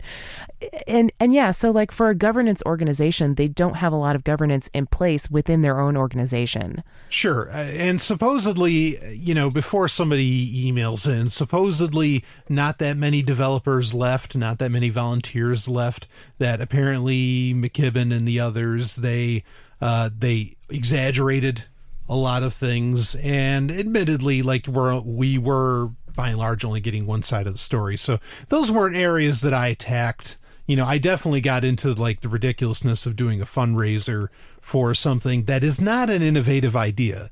And it's that has no code. It's not even an idea, it has really. No code. Right. There's no code. Yeah. And they had a white paper that only came out literally hours before the crowd sale started. Right. Why did they have to start this crowd sale right away in such a rush? They couldn't have waited till people had a chance to read the fucking white paper. Yeah, no, it doesn't make any sense. So there's things that are genuinely innovative ideas that I don't expect infrastructure from. And it makes total sense to me that they don't. But look, if you're just blockchainizing government, that's not innovation. Okay? You're putting it on an innovative platform, but your idea in and of itself is not innovation. So I do expect, things from that. I do expect infrastructure, code, white paper, things like that. As to where if it's a very new idea, like Bitcoin 3.0, technologies, that's a totally different ballgame, different story. So, but those were, the only things that I was, kind of attacking was just like these notions from a philosophical aspect themselves. I got somewhat into security, but that was the main thing. But people, I was struck by how well they received it. Yeah, there was people that I think didn't like it. Didn't like hearing about it. They don't like hearing people. But it was a necessary pill to swallow. Sure. Like they need to know about this stuff because it's coming down the pike. Down the pipe? I don't know what the expression is. It's coming. Because it's if it's coming down the pike, that's like Vlad the Impaler. And that means that, the dead body is just sliding down the shaft. And that could be a problem. So let's say the pipe. I didn't mean it that way. It's coming, okay? Yeah, it's coming. And it's inevitable, and these problems are going to come up. So the best thing we can do is be prepared to deal with them and think about what they are. Sure. And that was my whole point was like, again, is that maybe I didn't say it as well in the talk. And that's one thing, this is kind of a insider's perspective here, that if you listening to the talk on the podcast was, in my opinion, far better than perhaps how I presented it. Because I had so much information I wanted to get out. My notes were kind of really fine-tuned, and so I was looking at my phone a lot. And there was audience interaction, but anyway, it could have come off better. So kind of the point that I think maybe I could have made it very succinct about is, and I've said this on Sovryn Tech recently, is that this stuff isn't, if you're just putting X onto a blockchain, it's not an innovation. And if it's a bad idea without a blockchain, putting it onto one doesn't make it a good idea. Right. And that's what all this shit's about. You know, and I don't... Yeah, marriage doesn't suddenly become good if you put it in the blockchain. Right. Yeah, that's it. Like, would prison become good if we put it in the blockchain? Like, no, of course not. Yeah. So, you're right. A lot of these ideas that they have, even, just doing the financial system shit, putting that onto derivatives. Yeah, derivatives plus blockchain does not equal good, innovative idea. Right. And in fact, I'd even venture, because then some people will say, well, just putting it onto the blockchain is just making it voluntary. Just because it's voluntary doesn't make it good. Yeah. Because exactly. That's pretty much saying that, no, a person can choose to be a slave. Wait, what? Talk about a paradox. Yeah, a person can choose to get married, but that doesn't mean... to be a slave. Like, how can a slave... If you're a slave, you're not choosing. Like, that's so nuts. It's weird. I don't get it, why someone would enter into a contract like that. And there have been a lot of contracts like that, which usually have sort of a BDSM flavor to them. Although BDSM people will say, well, that's not true BDSM. Okay, but like, there have been women who have said, well, I entered into a dom-sub relationship with this guy, and then I realized at some point that it was going badly, but I couldn't get out because I was abused and blah, blah, blah. And they're mixing two things together with abuse and BDSM, but... You're right. Like, those kinds of contracts are always really weird. What's the exit clause, right? Like, a valid contract has to have an exit clause. You have to agree to it voluntarily.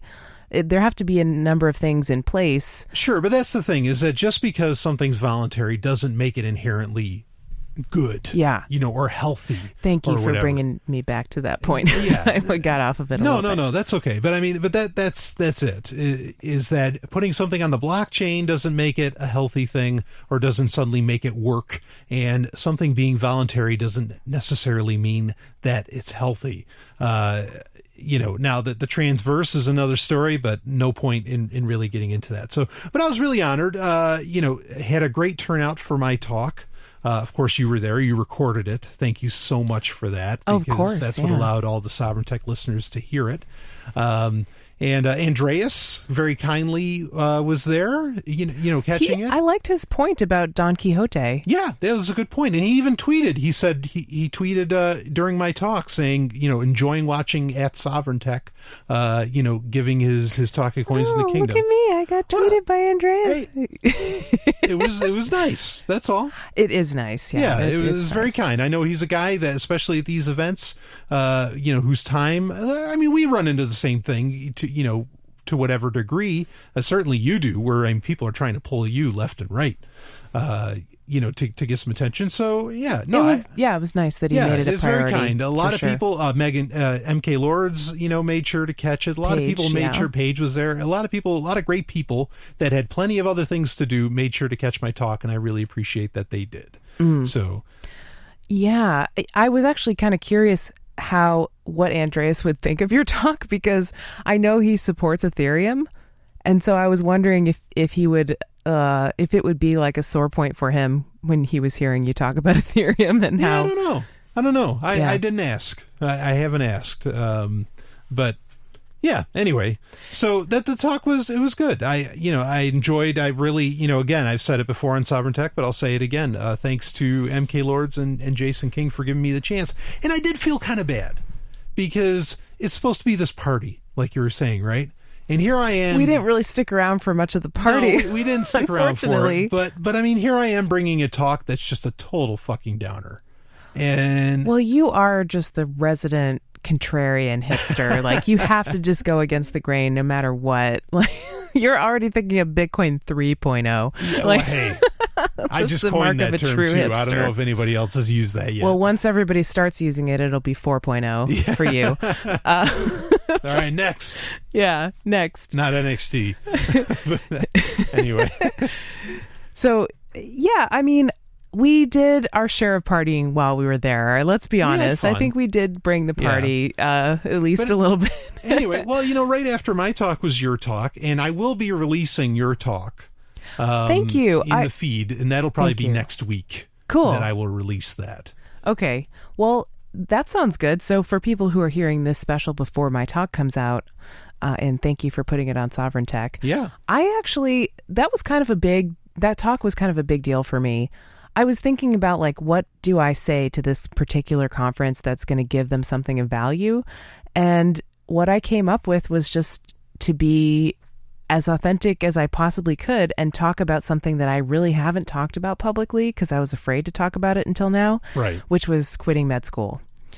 And I talked about it. I talked about quitting med school, dropping out, changing career, making a huge career change at age 29, and becoming a voice actor and not regretting it. And in fact, really being very happy that I ended up doing that. So the first half of my talk was about my own history and my own career change, and why I chose to do that, because I wanted to get outside of the box. I wanted to not be an employee. I wanted to not be beholden to someone else. I wanted to work for my clients and myself, as opposed to working for a boss in sort of a corporate type structure of a job that was very conformist and wasn't very free. So I did it for the freedom. And I'm glad I did, because I do have so much more freedom in my life than I did. You didn't do it for the nookie? That too. I've got more of that now too. Well, I'll say. But it was primarily for the freedom, and I got that, and I'm really happy about that. I just wish I had done it sooner. I might not have my PhD if I did, but I might have had 5 years of more freedom, which would have been great. But then the second half of the talk was basically about using Bitcoin in online businesses, and I kind of just went through like a bunch of the typical online business strategies that a lot of people talk about, like, oh God, there's a million fucking podcasts right now about entrepreneurship and how you can quit your day job and and work on the beach from your laptop and make money on the internet. It sounds a little bit scammy, but people really do. A lot of it is. Yeah. But it's not like the idea is not scammy. It's just the presentation that's scammy oftentimes. And what I'm talking about is like people who quit their day jobs and sit on the beach and do affiliate marketing, selling a digital product, building an email list. I'll be talking about this in the next Sovryn Tech. Email lists, I'm pretty much convinced are bullshit. I don't have one, and I don't know if I ever will, because they just are so hard to do in an authentic way. It's just so hard. Yeah, I'm tempted to actually get rid of the email address for Sovryn Tech just to prove the point. I don't want your information. I am not building an email list of my listeners. But anyway, I'll talk about it in the next episode. But I think the reason why, even if what you talked about by some people could be seen as scammy, what you laid out, you were the proof in the pudding. You were standing there saying, no, this is what I did. This is how I'm here. This is how, this is how Bitcoin enabled me to do all of these things so well, so quickly.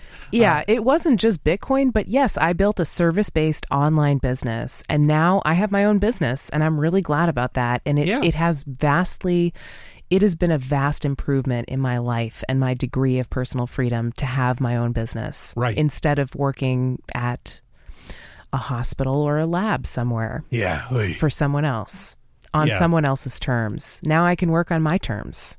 Yeah. And a lot of people came up after you or came up after the talk and just, they said it was absolutely inspirational. They loved to hear it. I was so glad to hear that, because I was a little freaked out about talking about it. I was nervous to talk about it. It's a personal topic. I don't like to, I like to do podcasts, but sometimes I get a little squicky about talking about myself. I'm worried people are going to be like, oh, she's talking about herself too much. No one wants to hear about Stephanie Murphy, I think the exact opposite is true in your case. Thank you. Well, in this case, they did want to hear about my stuff. Yeah, they certainly did. And they had questions. Yeah, I got some great questions about Bitcoin and where it fits into academia, and how does a parent start an online business? Like, what's the first step for somebody? What's the psychological process from breaking free of a job? Like, all these great questions. But yeah, they did want to hear that information. They wanted to hear the thought process that I went through, because a lot of people in that audience, and this is what I was thinking when I was designing the talk, so I'm really glad that this is how it turned out.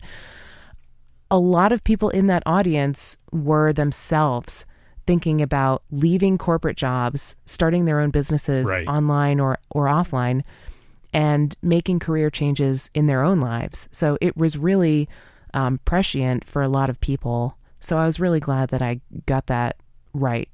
Yeah. the topic to speak on. And I felt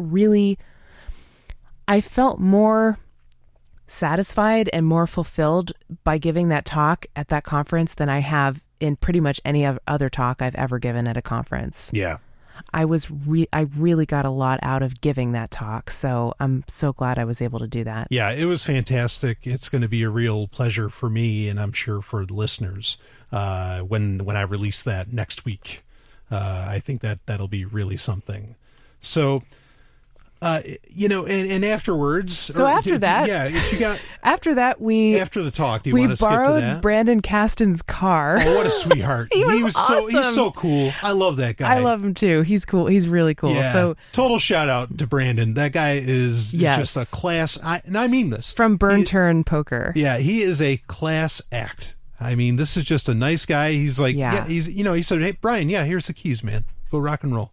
And that was so nice. Yeah, usually when a dude gives you the keys to his car or gives you something for free, they want to fuck you. I don't think Brandon wanted to fuck me. I think he just randomly, I think he just wanted us to have a good time. Like, he was busy that night. He was setting up a poker tournament. He was like, I can't go out to dinner with you guys, but here, have my rental car, have a good time. We see him. He trusted us, Sure. We see him all over the place. He was in Toronto. He was at Pork Fest. I mean, we run into him. He's kind of we met him a few times. I mean, we didn't know him that well. Like, I don't know. Like, if I would, so like, if I just saw someone at a few conferences and I had a rental car, like, I don't know if I would just hand them the keys. Like, I don't know if I just have that trust in someone. Like you said, hey, don't worry about it. It's on anyway. Right. But yeah. What a sweetheart. Seriously. But yeah, this is the nice thing too that I didn't mention is that after my talk, a lot of people wanted to talk to me. They did. Pretty much tell me more about what exactly you're getting at. What do you think would work, and etc. And here's the problem with that is that a lot of people wanted to talk to me, and one of them went to dinner with us. It's me, you, Paige, and a gentleman. And the thing is that my idea, like how I think all this stuff gets solved, there's no money to be made in that. And so I think people just don't, I don't think I'm going to get asked a whole lot of questions in the future about that. You're like the annoying kid that keeps complaining like, excuse me, there's something wrong here. This is not consistent. This is not going to work. well, listen to me. Well, let me tell you, I've always been that kid. Okay. I've gotten kicked out of schools. I mean, I've always been that kid that's like, yeah, that doesn't make any goddamn sense. But anyway. That's one of the cool things about you. I appreciate that about you, Brian. Well, I appreciate You're the squeaky wheel. Give me that grease. Please. Dear God, give me some lube. Anyway, so by virtue of the awesome fact of having Brandon's car. Yes. And we have to talk about the car too, because the car was an interesting aspect. So by virtue of having this car, we were able to go to an amazing Indian restaurant called A Taste of Punjab. A Taste of Punjab. That's my middle name. What I mean, with a name like that, how could you say no?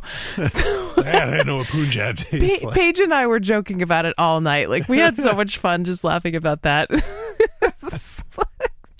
So yeah, and we made so many jokes about like where we were going for dinner. But so anyway, like we get this car. Okay, so we get Brandon's rental car. Okay, the car. Now, okay, to preface this, first of all, I drive a 2005 Toyota RAV4. Right.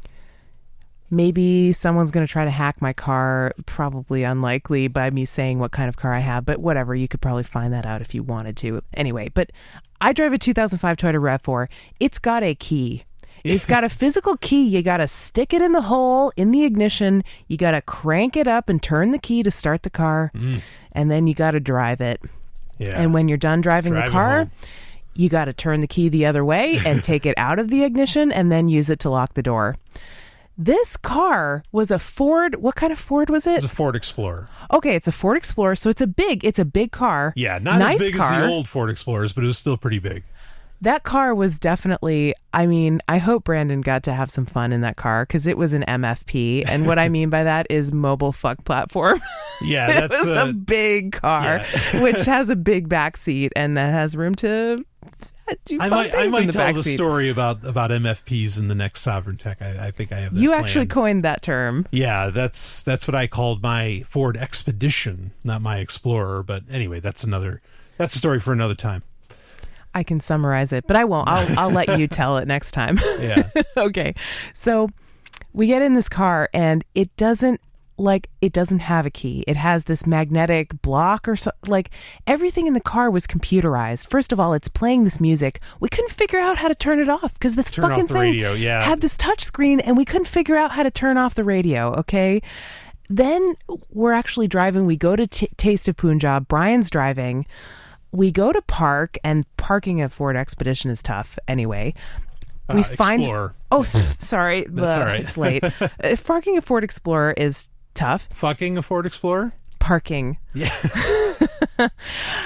Where's your mind at? I thought you said fucking a Ford Explorer. We might have to listen back. The recording doesn't lie. But anyway, so we find a suitable parking space. And you had to turn a button. You had to press a button to turn it off, right? Yeah, I don't even remember what I had to do. It was very strange. Fortunately, it didn't have a key and it didn't have an ignition. It was all done by computer. And Brian had just gotten finished giving this incendiary talk about the problems with devices like this that can be hacked and that are on the blockchain and where somebody else knows where you're driving and, they can hack your car and they can turn it on and off without having your access to your key. And our minds were ready to explode from the idea that we were just in a car like this after Brian had given his talk about the problems.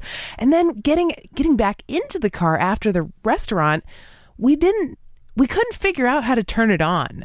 Like, you had to press a button to start the engine, but you also had to have the brake pressed down at the same time, unless you're maybe the NSA and they can probably start it remotely. But it was like a struggle to figure out how to turn on this we would have sat in the parking lot for hours trying to figure out how to start the car. Yeah. If the person hadn't pointed out that was with us, put the foot on the brake and then press the ignition button. Right. Because they had a Prius, I think. So yeah, it's something I say all the time. The world's perishing from a lack of hardware switches.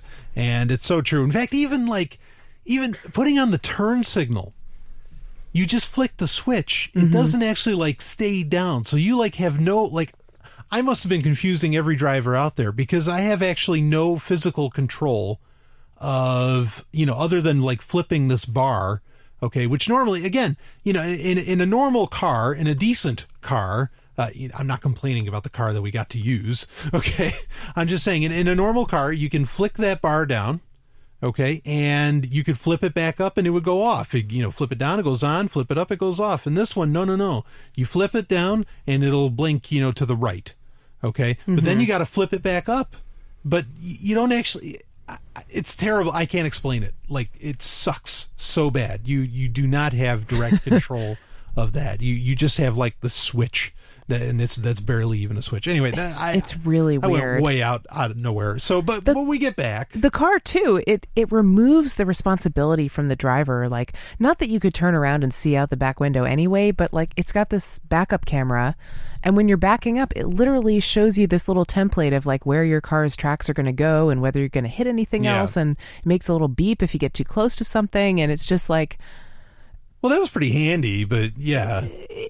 Handy, but you could have accomplished the same purpose by just having a smaller car with a good view out the back window, That's what my car has, and I do just fine backing up with it, even though it has no backup camera. But anyway, so that was our experience with the creepy futuristic car. Those things only become an issue if when you go to get your car inspected, if they don't work, they have to fix it. Then it becomes a problem. Oh, well, what's cheaper to fix? A backup camera system or a back window? A cloudy back window. Yeah, right. Yeah, but we get back, and I think we decide to go for a swim. We did, yes. We decided to go for a swim. So yeah, that was the end of the day for me. I was like, all right, I've given my talk. I'm going to relax. We got to get up at 5 a.m. the next day to catch our flight to Vegas. Okay. Right. So we're like, all right, it's just going to be a calm night. Nothing too crazy. Let's just go in the hot tub. So you and I and Paige got our bathing suits on. That was fun. We went downstairs and we found the pool and we went to the pool area, and they had this really cool I was reading reviews of this hotel online, and they were saying that the pictures of the pool sold them on the hotel, and that made it misleadingly nice. And it was kind of true. The rooms were really not much to speak of, but the pool was really cool. Yeah, because they had this big castle thing, right, for kids to play in or whatever. Yeah, it was pretty awesome. It was squirting water out of its various orifices of this castle. There's no way to describe it, really. That's very good. But it was just shooting water out of these big things and dumping water in buckets. And it was it was really fun. And they also had a hot tub that was actually working. Yeah, and it was really nice. You brought your waterproof phone in the hot tub? Yeah, I had my Kyocera Hydro Vibe. Took some pictures. There were these girls in the hot tub that were like, ooh, is your phone waterproof? What kind of phone is that? They were curious about it. Yeah. But then they got out and we had it to ourselves. And all the while, Doug Scribner was trying to get an interview with us. He wanted to interview us for his new website, which is like, it's kind of like a YouTube alternative that can pay people for content creation, for video content creation. And I think it's called like watchmybit.com or something. Watch My Bits. Watch My Bits. Okay. Yeah. And so he was wanting to produce some content for his site. And he wanted to get an interview with us, but we were like, well, man, it's been a long day. We want to go in the hot tub. So he comes around to the hot tub. He heard we were there. He comes around to the hot tub and we're like, dude, why don't you just interview us from the hot tub? It'll be like Hugh Hefner style, Playboy Mansion. And he was like, oh, what a great idea. So he gets his camera and he brings it and he sets it up at the side of the hot tub. I got out to get a drink. And by the way, I ran into this girl in the bathroom who started talking to me about her tits. That was really interesting. She was like, oh my God, they're so big. I can't find bathing suit tops that fit. Like, she was this thin girl with giant tits. She was like lamenting the size of them. And I was like, well, I think they're pretty nice, you know? So by the time I got done talking to her, I went back to the hot tub and you were already being interviewed by Doug. He had gotten the camera set up. Right. So I jump in the hot tub and complete the interview, and that was pretty fun. That was the first hot tub interview I've ever done. Yeah. And it was on video. Cool. Yeah, he's posted a couple of pictures of it, and it's just really funny to see, because he went in at full, he was great. He did the full on like kind of Robin Leach, where he's just totally. I'm wearing all my clothes and I'm just doing this interview like this is totally normal, you know. Yeah. And that was so cool. He's a fun guy. So so we did that. He was a good interviewer too. Yeah, I think he said he was in radio at one point or something. He was on it, or he had some kind of show or college radio show. I don't know, but he was good. He asked like great pithy questions and he kept it short and sweet, and it was great. So anyway, so we got out of the pool, and then it was basically time to go to bed. Yeah. Even though it was midnight, we had to get up at like 5 a.m. But Paige and I still had fun. We just had fun laughing and stuff. You know, we were just having a sleepover, and it was fun. Laughing and stuff. So we get up the next morning, and we hate to leave because we were only there for a day, and we wish we were there for longer. But we had to go to Vegas because my talk was like that day. So your talk was literally like a couple hours after we got there. Yeah, from that point on, it was like no nonsense. So we get up at 5 a.m., we get an Uber to the airport, and the guy, that Uber driver, he was nice, but he was up all night driving. Yeah, something like 17 hours apparently he was working.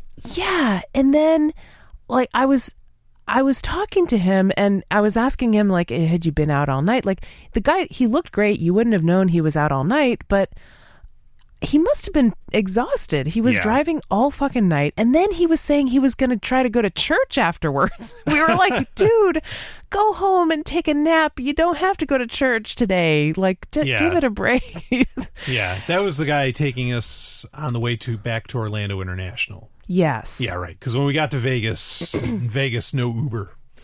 Yeah. There's no Uber in Vegas. We had to pay the state. Exactly. There was no Uber in Vegas. The state sanctions.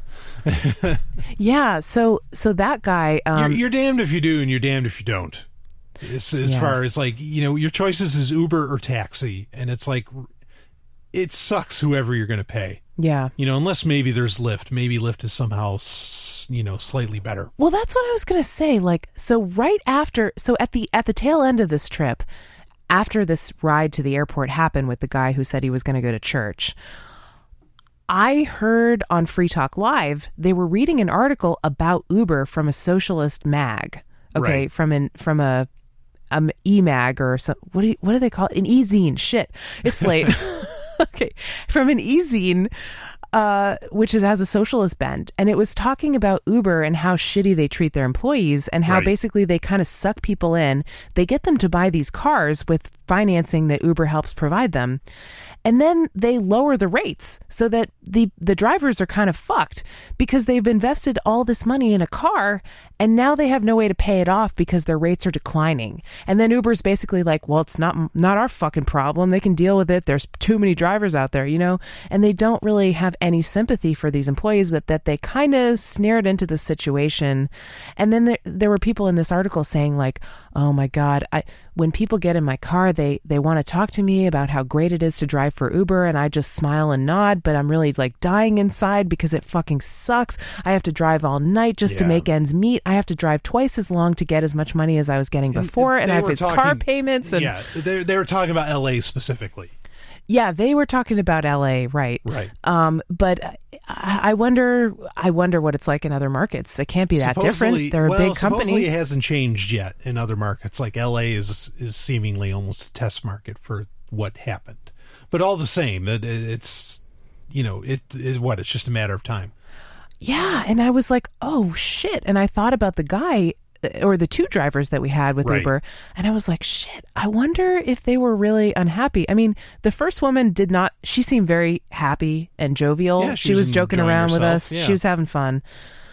But the second guy, I was like, maybe he's not so happy. Yeah. And I kind of wished I had handed him some money or something just to make sure he got paid. But I mean, how many that. people like carry cash around so much anymore, So that's kind of a problem. Well, yeah. And you're not supposed to do it. The whole appeal of the app is it's cashless, right? Yeah, and the app doesn't allow you to add in a tip. So yeah. So it is what it is on that end. Yeah. So anyway, we got to Vegas.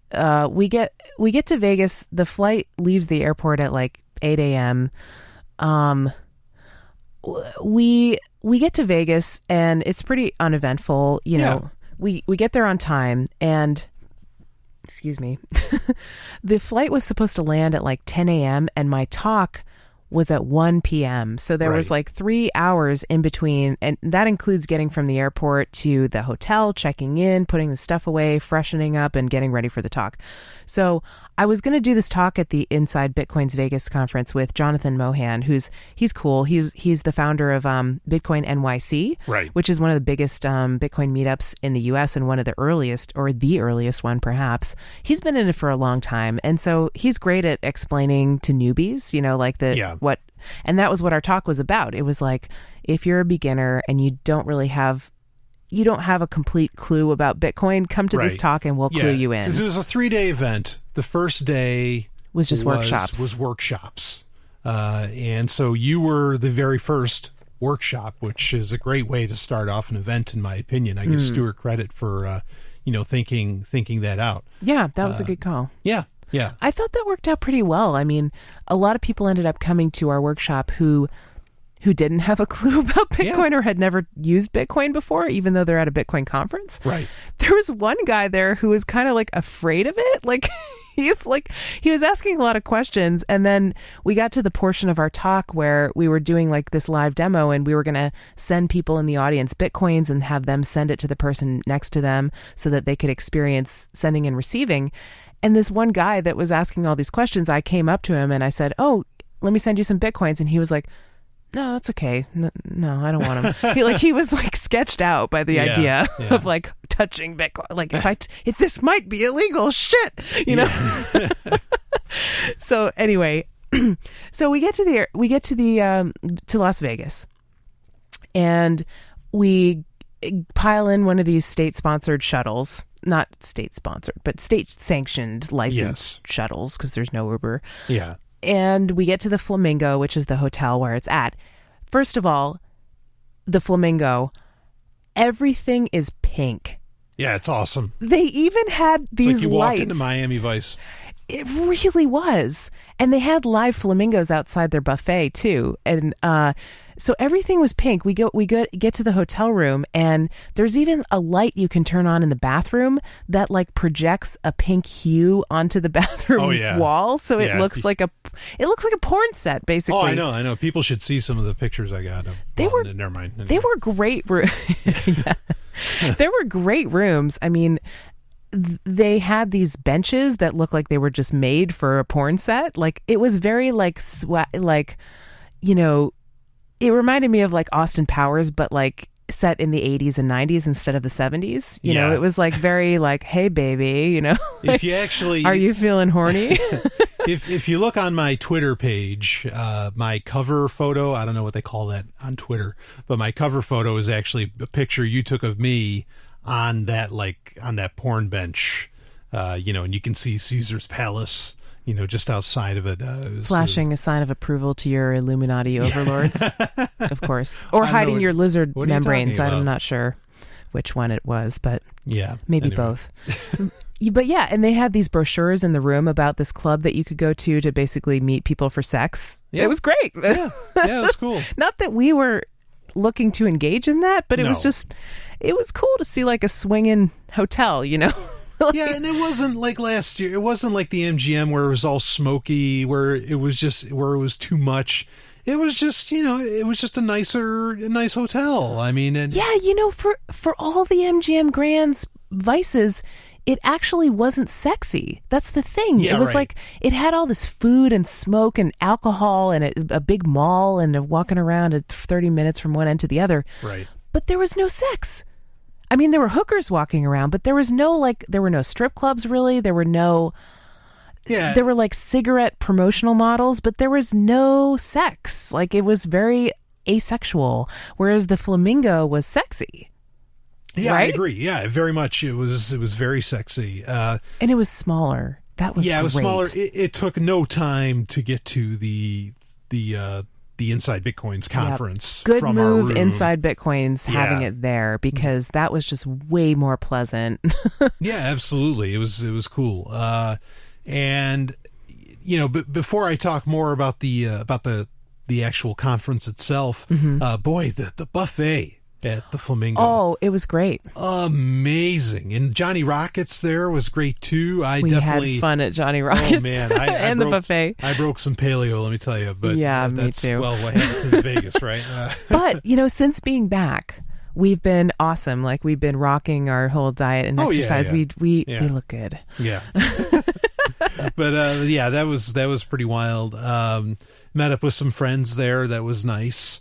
And but as far as the conference goes, I mean, I don't know. We didn't do, other than going out to eat at night. We didn't do necessarily a whole lot. We didn't do the nightlife. No, we were too tired. No. Yeah, we were kind of all business there.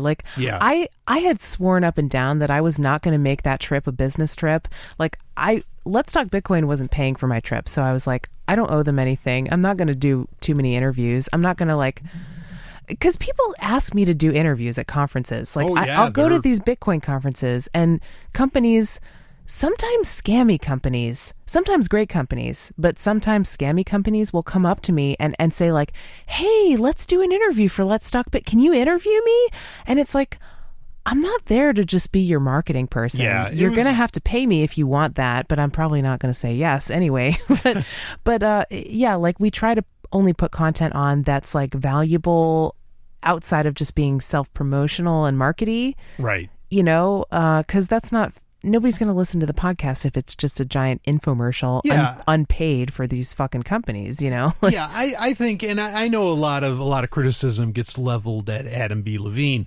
But I like the guy a lot, and he's got a tough job, man. Yeah, well, but I think he's wanting to hear about real innovation.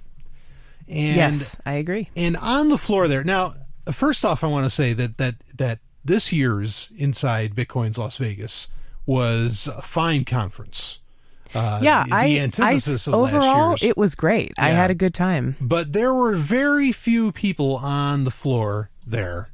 On the show floor, where the vendors are and whatever companies that were doing anything innovative. There was 4 companies that were all about ID systems, and I'm just like, oh, come on. The prime sponsor of the conference, in fact, was this company that was it would scan your driver's license and facially recognize you or something. Well, it was and then there was Coin Comply and these fucking businesses that are all just meant to comply with the bootlicking of the government regulations. And Moolah.io was. Oh, they were there. That's right. Well, they weren't there. Right. All there was a little black sign, and it's I wonder what this says about Moolah.io. And then, of course, we find out a few days later what's all about that.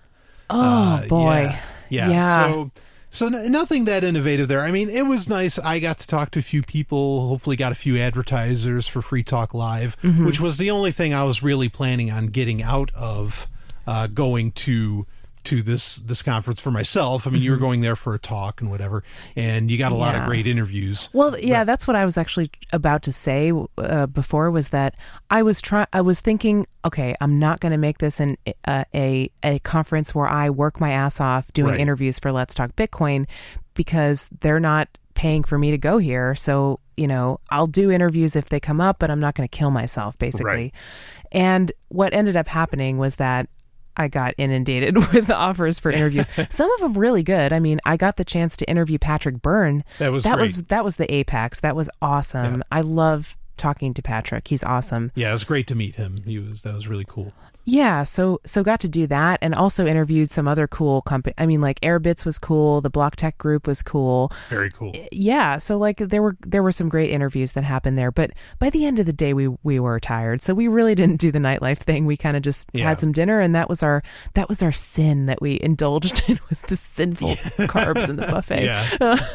Yeah, boy, did it feel good. It was fun. We had a good time. We always talk to each other, and we have a great time together, Brian. Yeah. So I'm glad you were able to be there with me. Yeah, it really was good. Thank you, listeners who donated to help Brian come to the conferences, because it really made my time there a lot more pleasant. Well, thank you for saying that.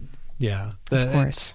But I mean, it was kind of funny. I actually, with the conference itself, the really cool thing about it was that, okay, there weren't really a lot of liberty talks or anarchist talks there.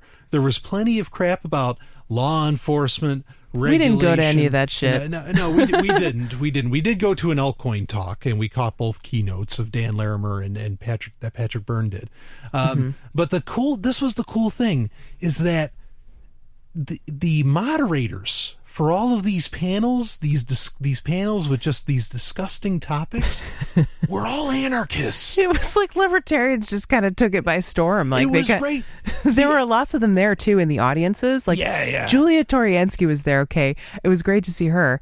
She trolled one of the regulation panels. Yeah, she was like, "Good luck with your fucking business model," or something like that. Like, she just said some awesome quote. Yeah, but it was so good because, like, some of these guys, some of these anarchist guys that were moderating, like, they got to control the conversation, and they put in like just these insane questions. Like, I think during the law enforcement one, Tony Vase, he sets up these questions. It's like, okay, and his last question for the panel was, so the war on drugs didn't work. The war on this didn't work, and the war. It's like, why do you think that this war on cryptocurrencies is going to work? And just because you get to say it that way was like so cool. Yeah. So that's what made it really enjoyable for me, was the fact that they were talking about ugly topics that shouldn't even be any part of cryptocurrencies, but the people who were moderating the talks were able to like really inject a lot of this like real red pill language, which was great, and also points. The keynotes too. Like, Patrick Byrne he's libertarian. I don't know that he really goes all the way to like full on anarchist, but I would bet he's 99% of the way there. I saw him years ago. Watching, when I used to, believe me, there was a time when Glenn Beck was on Fox News, I did watch it. Mm-hmm. And oh my God, I can't picture you. I know. With your little cross in your hand, like, and your Bible in the other. Oh, anyway. And your dick in the other. Yeah. Anyway. Well, I needed paper to clean it up.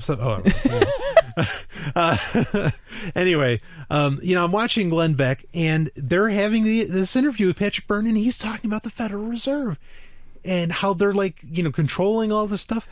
And I remember running, to my ex-family at the time and and saying, I can't believe I just heard some guy say this on Fox News. Yeah. I was like, mind blown that somebody's got the guts, and somebody who's the head of Overstock.com. Yeah. It was mind blowing to me. So yeah, and then Dan Larimer, I mean, he readily admits that he's trying to get rid of government. Totally. The only keynote that wasn't an anarchist, or like at least a lot of the way there, was Bobby Lee, who we didn't see his keynote. I wanted to see it, but I missed it. But he apparently said that the UN should regulate Bitcoin or something. Oh, Jesus. Yeah. Yeah. I'd about heard bad some ideas. Yeah. So, but anyway, because last year when we talked about Inside Bitcoins, it was kind of, it was a real downer. But this one, frustrating, yeah. This one I felt perfectly fine afterwards and leaving, because it's like, the people that need to be in the right places were in the right place at the right time. And I felt that the anarchist position, or at least the pro-freedom position, was very well represented and even respected, because what's his name there, the guy that runs it all, Stan? Stuart Quealy. Stuart Quealy, thank you. Stuart Quealy, he has final say in who Stu gets Q to be on there. Twitter. How cute is Stu that? Q, that's great. I love it. And I'm open for speaking at Inside Bitcoins if you'd like Stu Q.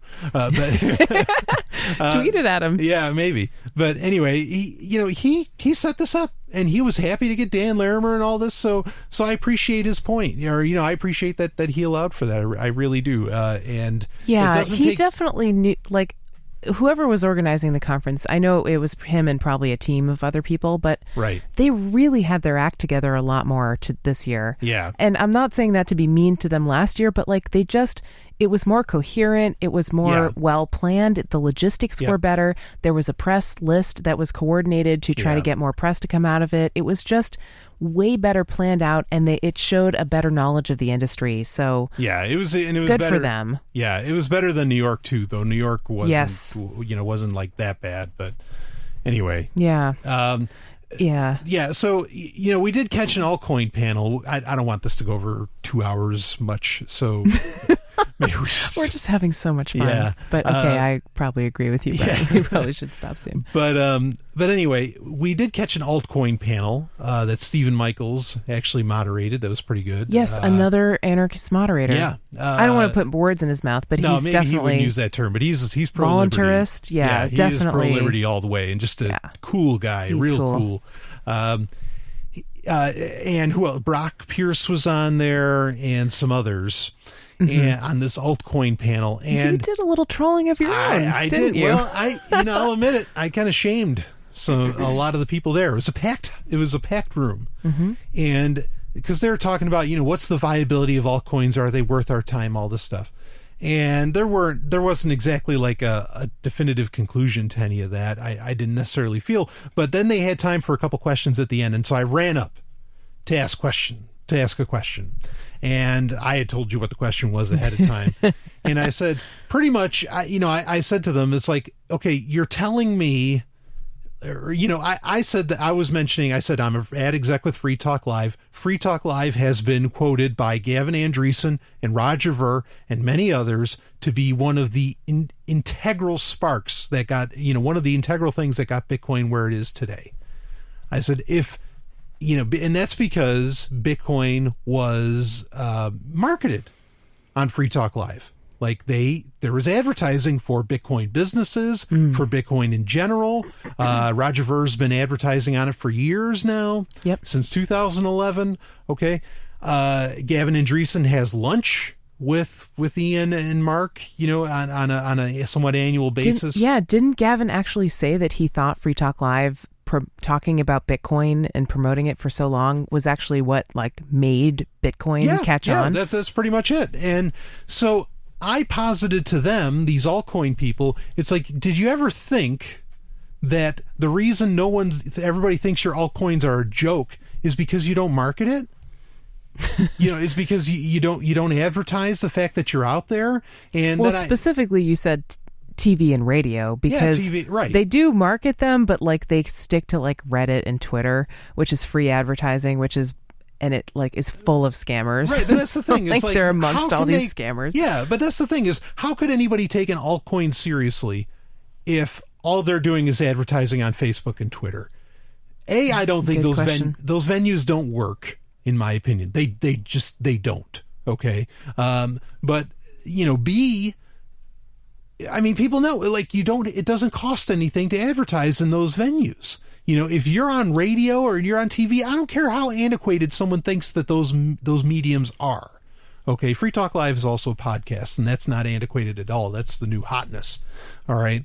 How do you expect anybody to take you seriously? And it's almost like no wonder everybody thinks you're a scam. because you're not willing to put anything on the line. Mm-hmm. You know, and I also said, and I also made mention of, like, you know, I'm hearing all these people wanting to pitch this shit to grandma.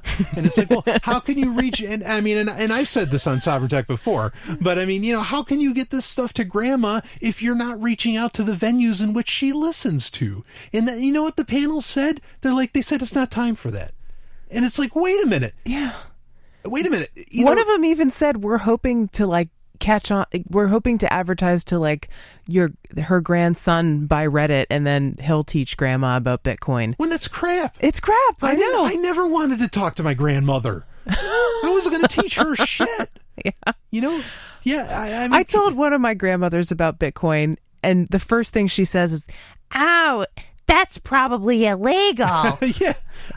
I mean, you've got to show people that it's legit. You got it. I mean, and the only way you can do that is by some serious goddamned advertising. Yeah. So, but these guys, they pretty much said, yeah, it's not time. And I'm thinking, wait a minute, you know, did I not just say that Gavin Andreessen and Roger Ver said that one of the reasons Bitcoin got so big is because it advertised in the first place?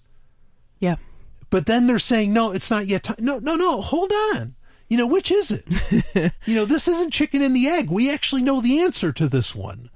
And wasn't even Bitcoin itself, because Bitcoin is a decentralized piece of software. Like, it can't advertise, but it was an individual who believed in Bitcoin. Right. Yeah. But that's the thing, is there's individuals that are just so goddamn happy about ZetaCoin. Well, then put your money up. You know, it's like, put up or shut up. Really? So anyway, but that was one of the, you know, more eventful things that occurred there. I think some people heard you out, right? Yeah, I actually, a couple of people kind of came up to me afterwards, and not altcoins per se, but people that wanted to advertise after the fact. So, and we'll see what happens from there. We don't need those stinking altcoins at Free Talk Live. Fuck them. Yeah, I wish they would. I mean, it's been talked about. Like, there was some plans to possibly have NXT advertised on Free Talk Live, but we didn't see how like, at the time, we couldn't see how that would work per se to make everybody happy. I mean, it's something that's been contemplated. But anyway, that's I'm getting off topic. Yeah. Well, I have all these thoughts about radio ads, but I can save them for another show, because we got to wrap this up. So yeah, basically, once my talk was over, I kind of did some interviews. I got to go interview Patrick Byrne after his keynote. That was fucking awesome. Yeah, that was great. He gave a good interview. It was cool to see him in person. Yeah. By the way, you noticed that during his keynote speech, where he announced that he wanted to create this alternative stock market called Medici. Yeah, the Medici's like crypto exchange or something like that. Yeah, like basically Wall Street's corrupt. Let's go outside it. Let's burn it down and build something completely new. Right. Not literally burn it down, but like, let's ignore it and build something new. Yeah. And you noticed something that was really sharp, Brian. What did you notice? Well, when he said he was going to call it Medici, I noticed he was wearing a red suit, a red tie-less suit. And I was like, wait a minute. Because now, I mean, I'm kind of a fan of this era, the Florentine Renaissance and all that. And I was like, he was pulling off a Cosimo Medici. He's and I tweeted it. I tweeted to Patrick Byrne, and I said, very clever, wearing a red suit when announcing the Medici exchange. And he actually favorited it and retweeted it, because I don't think anybody else recognized, because most people have absolutely no fucking clue about history, and me included. I didn't pick up on that. Well, whichever, but I mean, but that's anyway, why we compliment each other so well, Brian. Absolutely. So, but in Florence, in Florence, Italy, during the reign of the Medicis, this is during the Renaissance, the House Medici, they always wore red. Yeah, like that was like their state suit. And before we started recording this, yeah, I got sucked in by a clickbaity article online. Oh boy. About what scientifically proven ways for men to look more attractive or something like that. So I clicked on it, even though I'm not a man. I just wanted to see what it said. And one of them was wear red, because it's seen as a sign of power. Wow. Well, Yeah, no. You want to know what the other ones were? What are the others? I'm not going to wear... I'll wear red accents, but I am not wearing red. You don't need it, Brian. You got the other ones going on. You got the other ones. All right, so what are these other ones that I got going on? So, big muscles. Got that. Yeah, Good posture. okay. Sit up straight. You got that. Yeah. Don't smile.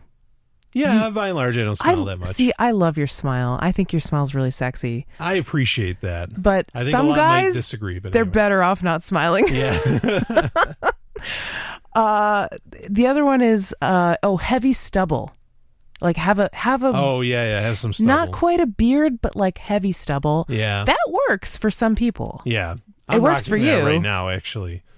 Yeah. You look really good. I'm gonna have to you can prove it after this episode. show. Yeah. We're gonna have to talk some more about that. Yeah, so I guess by and large these tricks work, huh? No. Well, you didn't know what they were, but you were already implementing them, so you don't need to take Business Insider's advice. No, never would. Yeah. So anyway. So anyway, he did wear a red suit, and you picked up on it, and you got the prize. Yeah, I think it was a total only reference. one who noticed that. Yeah, I think it was a total reference to the Medici, and it's a good name. I mean, House Medici. If someone wants me to talk about the Florentine Renaissance, they can email the show, and I'll talk about that during a listener email or important email segment or something. So anyway, I mean, not a whole lot else to say about Vegas, right? I guess not. I mean, so we hung out with some friends that we met up with there. Yeah. And, had a good time with them. Yeah, it was and then nice. it was basically time to take off. We were there for like a couple days and we had to go. Yeah. So, yeah, we went back to the airport. We caught the plane and got to Boston and found those fucking birds again in the elevator.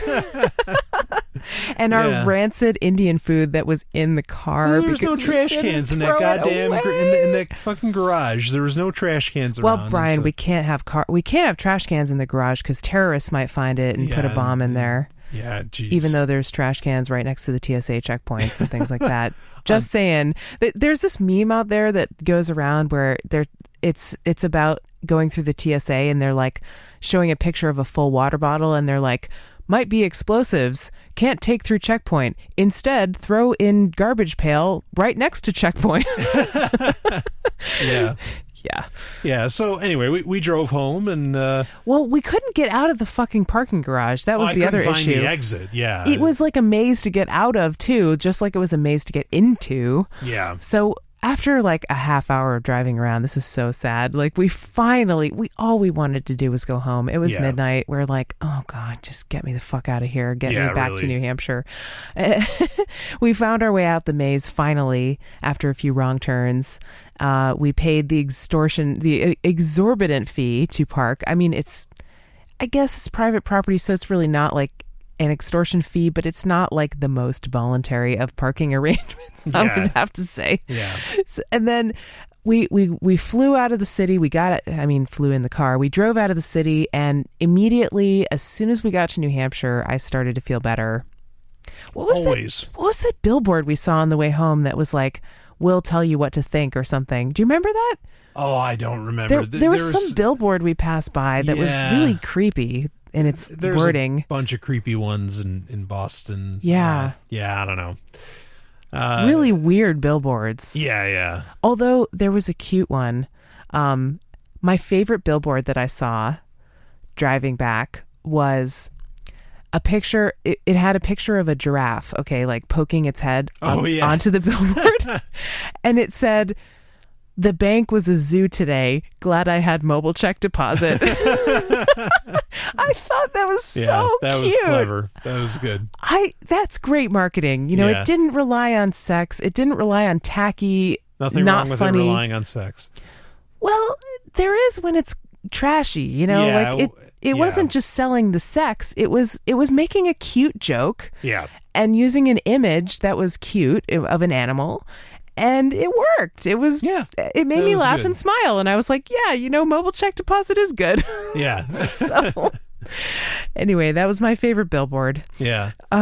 So we got home, we collapsed, and that's where we're at. Yeah, that right was now. that. It was a whirlwind trip. But overall, I I had a good time. I thought that was good. went That's pretty what I was well. going to ask. I mean, pretty much both Coins in the Kingdom and Inside Bitcoins were in Vegas. Were both pretty much a good time. Like they were both very enjoyable. So the whole trip was really great. And of course now we have Keenvention coming up here in a little bit. That's our next one, which you'll be doing a Bitcoin panel at that. Oh, right. But first we have Motley Crue. Oh yes, yeah. We're going to Syracuse to catch Motley Crue on their final tour. That is going to be a wild night. Oh, it's going to be amazing. And Alice Cooper is opening for them. It's ooh boy, that's going to be yeah. Stephanie's got the devil horns up. I'm a huge Motley. I'm a fan of both Alice Cooper and Motley Crue, but Motley Crue especially. Dr. Feelgood in '89 was one of the first tapes I ever owned. That was really something, and they've continued to make great music all the way to this day. And so it's sad that they're doing a final tour. Hopefully, it will really be a final tour all the same though. And Stephanie's we'll see what'll happen to you afterwards. I might be possessed. All that devil music. So so anyway, devil. Never mind. I'm not going to say this. Never mind. Come on, say it. Okay. What was on my mind just then was sometimes I wonder if your ex-family still listens to the show, because they did call into Pork Therapy once and troll me. Yeah. And they sent me messages on my Facebook page too. Yeah. But sometimes I just wonder, if they listen to this and they're like, I knew it. Brian was possessed by the devil all along. Now he's got a satanic girlfriend. She's an anarchist. She's an atheist. The world has just gone to hell. We better repent and pray to Jesus. Oh, everybody in New York thinks I'm evil. So I wouldn't be everybody in the entire state of New York. Every single human. No. Somehow I doubt that. Yeah. Anyway, I don't think them thinking that I'm possessed by the devil is probably not too far off the mark. So sadly, even though if that's how they've got to explain it to themselves, I mean, I mean that's what people think of freedom. Anyway, so Stephanie, it was a wonderful time. I was glad. Thank you, listeners of Sovryn Tech, for helping me be able to enjoy and really forward a lot of the positions that we have on Sovryn Tech at these events. And it was just thanks to everybody. Yeah, and it was just a wonderful time to be with you, Stephanie. It was really something. Oh, thank you so much, Brian, and thank you to your listeners for supporting your trip, because they really made that possible for you. And I appreciate your listeners contributing, and this is one reason why I wanted to do this epic marathon show for them so they would be able to know how our trip went, because they did really make it possible for you to go. So thanks again. And it's so cool to see there are lots of people who really like Sovryn Tech. A lot of people at these conferences, they listen to your show. They're active listeners. They're really into it. Yeah. They bring up the memes from your show. They call you the Golden Stallion. They talk about all kinds of stuff. They call me Natalia. So people really love your show and really get into it, and I can see why, because it's my favorite podcast too, or among my favorite podcasts. I hear from some people that it's their favorite. It's their favorite time of the week at that, and I can't even. I know who said that. Yeah, I do too. She might have been mentioned quite a bit in this episode, but anyway. I mean that's mind blowing to me, but all the same, it's really great. And anyway, I think we should really wrap this up and finish it. Cool. Well, I mean, we'll do it again. I wonder. Here's a proposal, Brian. I wonder if you'd be interested in. No. Okay. No. That's my answer. No. I was going to ask you if you wanted to marry me on the blockchain, but obviously you don't want to. So I hear the word proposal. No. No, I was definitely not going to ask you about that. All right, go ahead. What's your proposal? So, or just not a proposal, but an idea. Okay. So my idea was, what if you have conferences you want to go to, like if you want to go to Black Hat or DEF CON or something like that, or some other conference or a Bitcoin conference, what if you crowdfund your trip and then go and interview people or do a live show there or something like that? Would you be interested in that? Yeah, I'd be interested in doing that. I kind of already have the equipment to pull that off, to a degree. If that's something, yeah, I mean, if someone wants to, or, you know, if the crowd wants to fund, you know, me going to events like that, I'm more than willing to. I mean, I went to Black Hat and DEF CON and Chaos for years. You know, it's not like it's unknown territory for me. Right. You know, it's certainly, in fact, some people there might still know who I am. So, that's you know, I'm oh shit, that's bad, right? You better wear one of those. You better wear one of those medical masks, or like, yeah, right, the things that hackers wear in public, like a burqa. Like, you just go in a burqa. Oh yeah. Oh, by the way, it's almost Halloween, and we're starting to think about our Halloween costumes. This is true. I saw a sexy burqa costume on some website. You didn't buy it? No. Why not? Because burqas aren't sexy, no matter what you do to them. I think it's meant to be like just a giant insult. I think so too. Yeah. And basically what it is it's like the head is like a full burqa. Like, the head is like, you know, one of those black cloths that covers the whole head except for like a little tiny square window for the eyes. Right. But the body is like a black cocktail dress, which plunges really low to show off the cleavage and is really short. So it's just very confused and wow, a little insensitive, you could argue. I think it's probably meant to be that way. Yeah. Yeah, but yeah, we have a Halloween party, a key invention that Derek J is throwing. I didn't need the sexy burqa because I've got my Starfleet uniform, I'm going to make full use of it. Oh, and how you have already. Yeah, I was actually tempted to go out and buy all white clothing. You know, just one white outfit, and I was just going to wear triple white. That would be Halloween. That would make it Halloween. No one would know it was me. They'd have no idea. It's like, wait, who's the guy in white? Brian, you've gone Christian again. Oh, yeah. No, if you're going in your Starfleet uniform, I'll have to match. So my ex-boyfriend Jeff, he went to Guatemala for a while and he was studying Spanish. Right. And he came back. He had these white pants. Okay. And in Guatemala, it's really hot. Okay. You need these like loose kind of flowing clothes. So, and white, you know, it's a warm climate. People wear white, right? Sure. It's not like New Hampshire where you can't wear white after Labor Day because you're going to be freezing your ass off and nobody will be able to find you in the snow. Right. So he comes back with these white pants. They were just see-through, like his dick was showing through. Like, these white pants, they just couldn't hide the important stuff, which was fine, but that's all I could think of when I think of you wearing this like white uniform. I think of like your chest hair and like your dick showing through the pants, and like it's just a disaster. Oh, come on. I mean, I know you're into nudity, but if you're going to go nude, go nude. Don't wear white pants. No, I agree. Yeah. if I can just go nude, I'm just going to go nude. But anyway, so don't get your white pants in Guatemala if you want to keep your dick hidden. Yeah, that's the moral of that story. Whatever you and I are wearing or not wearing, I'll make sure a picture gets taken, and you know, we'll share it perhaps on Twitter or something. You can go ahead and do that. I've been ignoring social media, and kudos to you. I want to so too. Good. You know, because Twitter sucks. Like, I like it. Yeah, we have to tell this story. So we were getting trolled on Twitter for something stupid. I mean, okay, it wasn't that stupid, but a lot of the people who were bringing it up were bringing up something that could have perhaps been a legitimate complaint, but they were bringing up in a totally immature, childish, nasty way.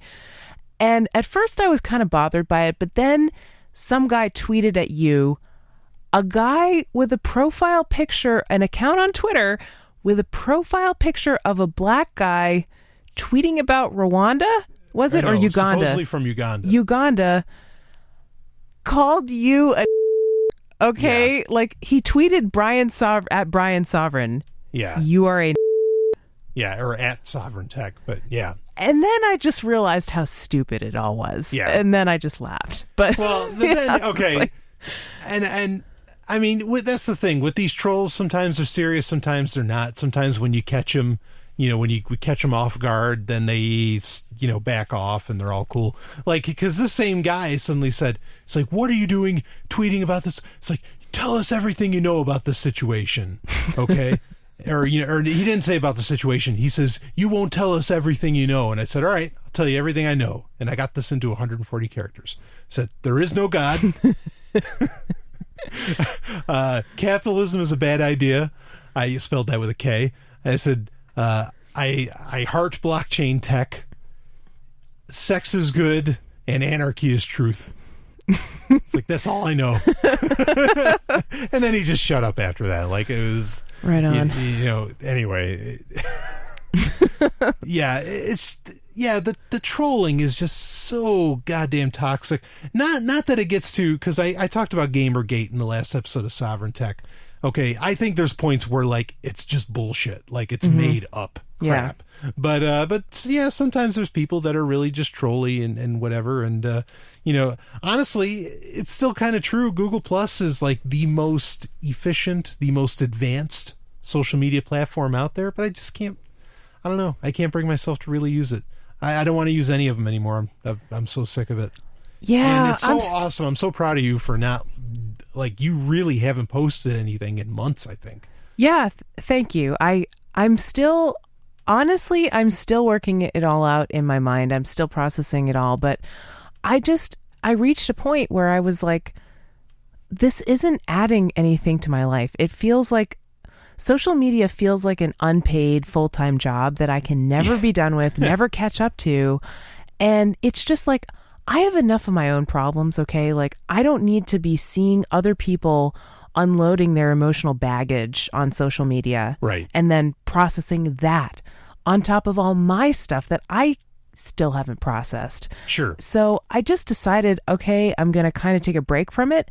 And when I did, it was great. Like, nothing's missing from my life. Yeah. I still feel pretty good. Yeah. The only thing is, like, I guess I don't get the chance to share some of the shows that I produce and stuff, but that's fine. People still listen to them. I don't think it makes a big difference at all how many people listen to my shows. Yeah, they still listen. I don't think, like, if I removed myself from Twitter and even Google Plus and whatever, and because I do post my shows on Google Plus, that's about all I post there.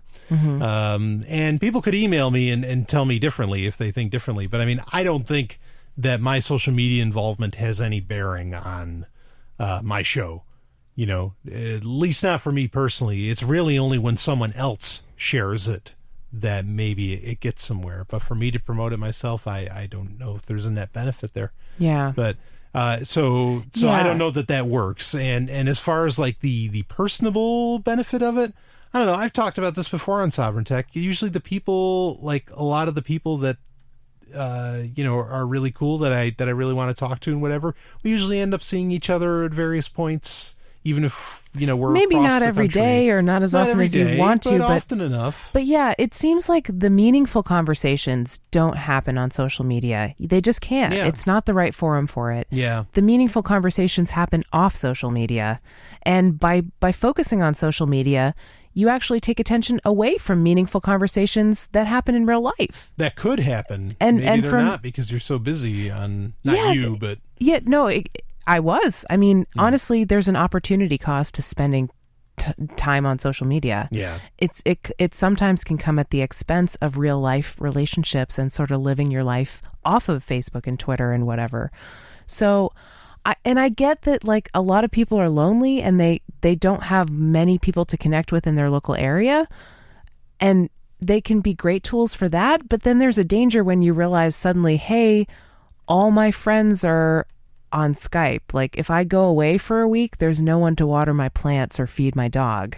Right. And that's too bad, right? Like, well, yeah. And I don't mean when I said before that I was frustrated about seeing people dump their emotional stuff on Facebook, I don't mean to sound unempathetic towards them, because I do empathize with them, but I only have a limited amount of bandwidth and empathy, and Facebook sort of drains it and saps it, and it's not productive because the person isn't really feeling my empathy, because maybe they don't even know that I read their status because I didn't click like on it or whatever, and it's not a good way to connect. Yeah, Facebook should have an empathy button that you can like click. It's like send empathy. And yeah, I mean, when are they going to put that in the code? Yeah, right. I mean, yeah, it's the Dunbar number. I mean, you can really, according to the Dunbar number, you can only have, as far as like deep emotional connection, I think it's up to like 15 people. Well, they say for very close relationships, it's even 5. fewer. It's like 1 to 5. Yeah, it's really low. But I mean, some kind of like real emotional, like the ability to disperse that amount of empathy, it's only like 15 people. Yeah. And yeah, how can you do that on Facebook? How can you do that with 5,000 people or even 400 people if you have a low number, right? I mean, it's just not possible. Yeah. So anyway, but fortunately, that's kind of the nice things about these trips is we get to connect with people in meet space, when we go to them, and we had a great time. So anyway, anything else you wanted to mention, Stephanie?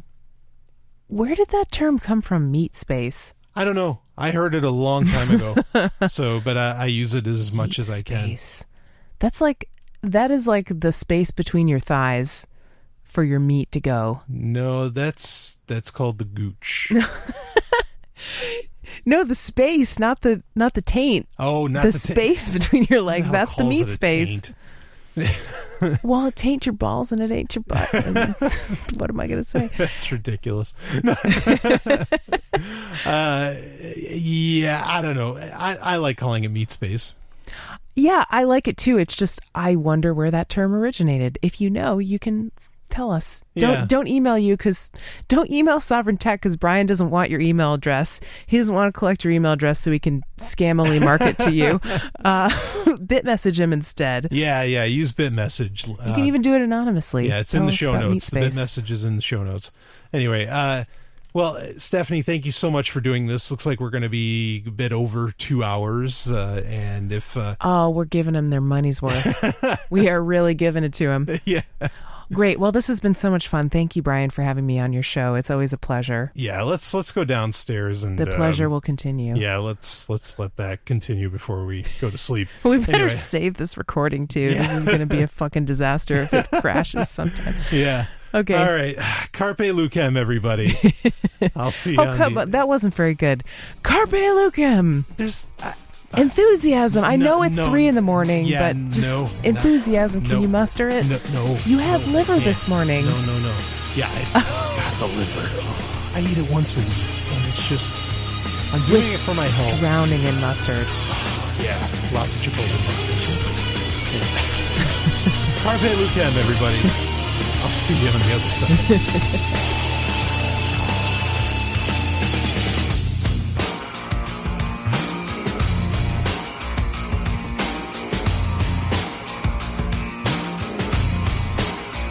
You just experienced Sovryn Tech. Go to sovryntech.com. That's SOVRYN tech.com and connect with us there. Find links from today's show and catch our podcast feed. Sovryn Tech is copy heart. Copying art is an act of love, and love is not subject to law. So please share the show however you like. Welcome to the evolution.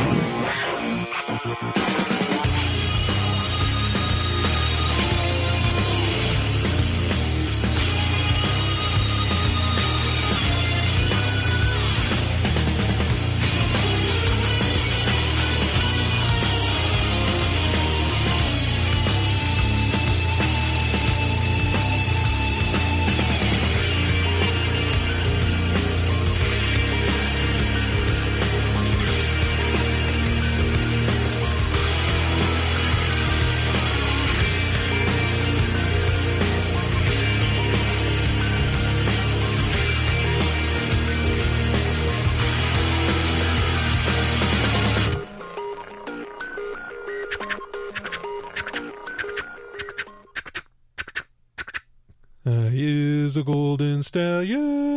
I'm going to see how that sounds.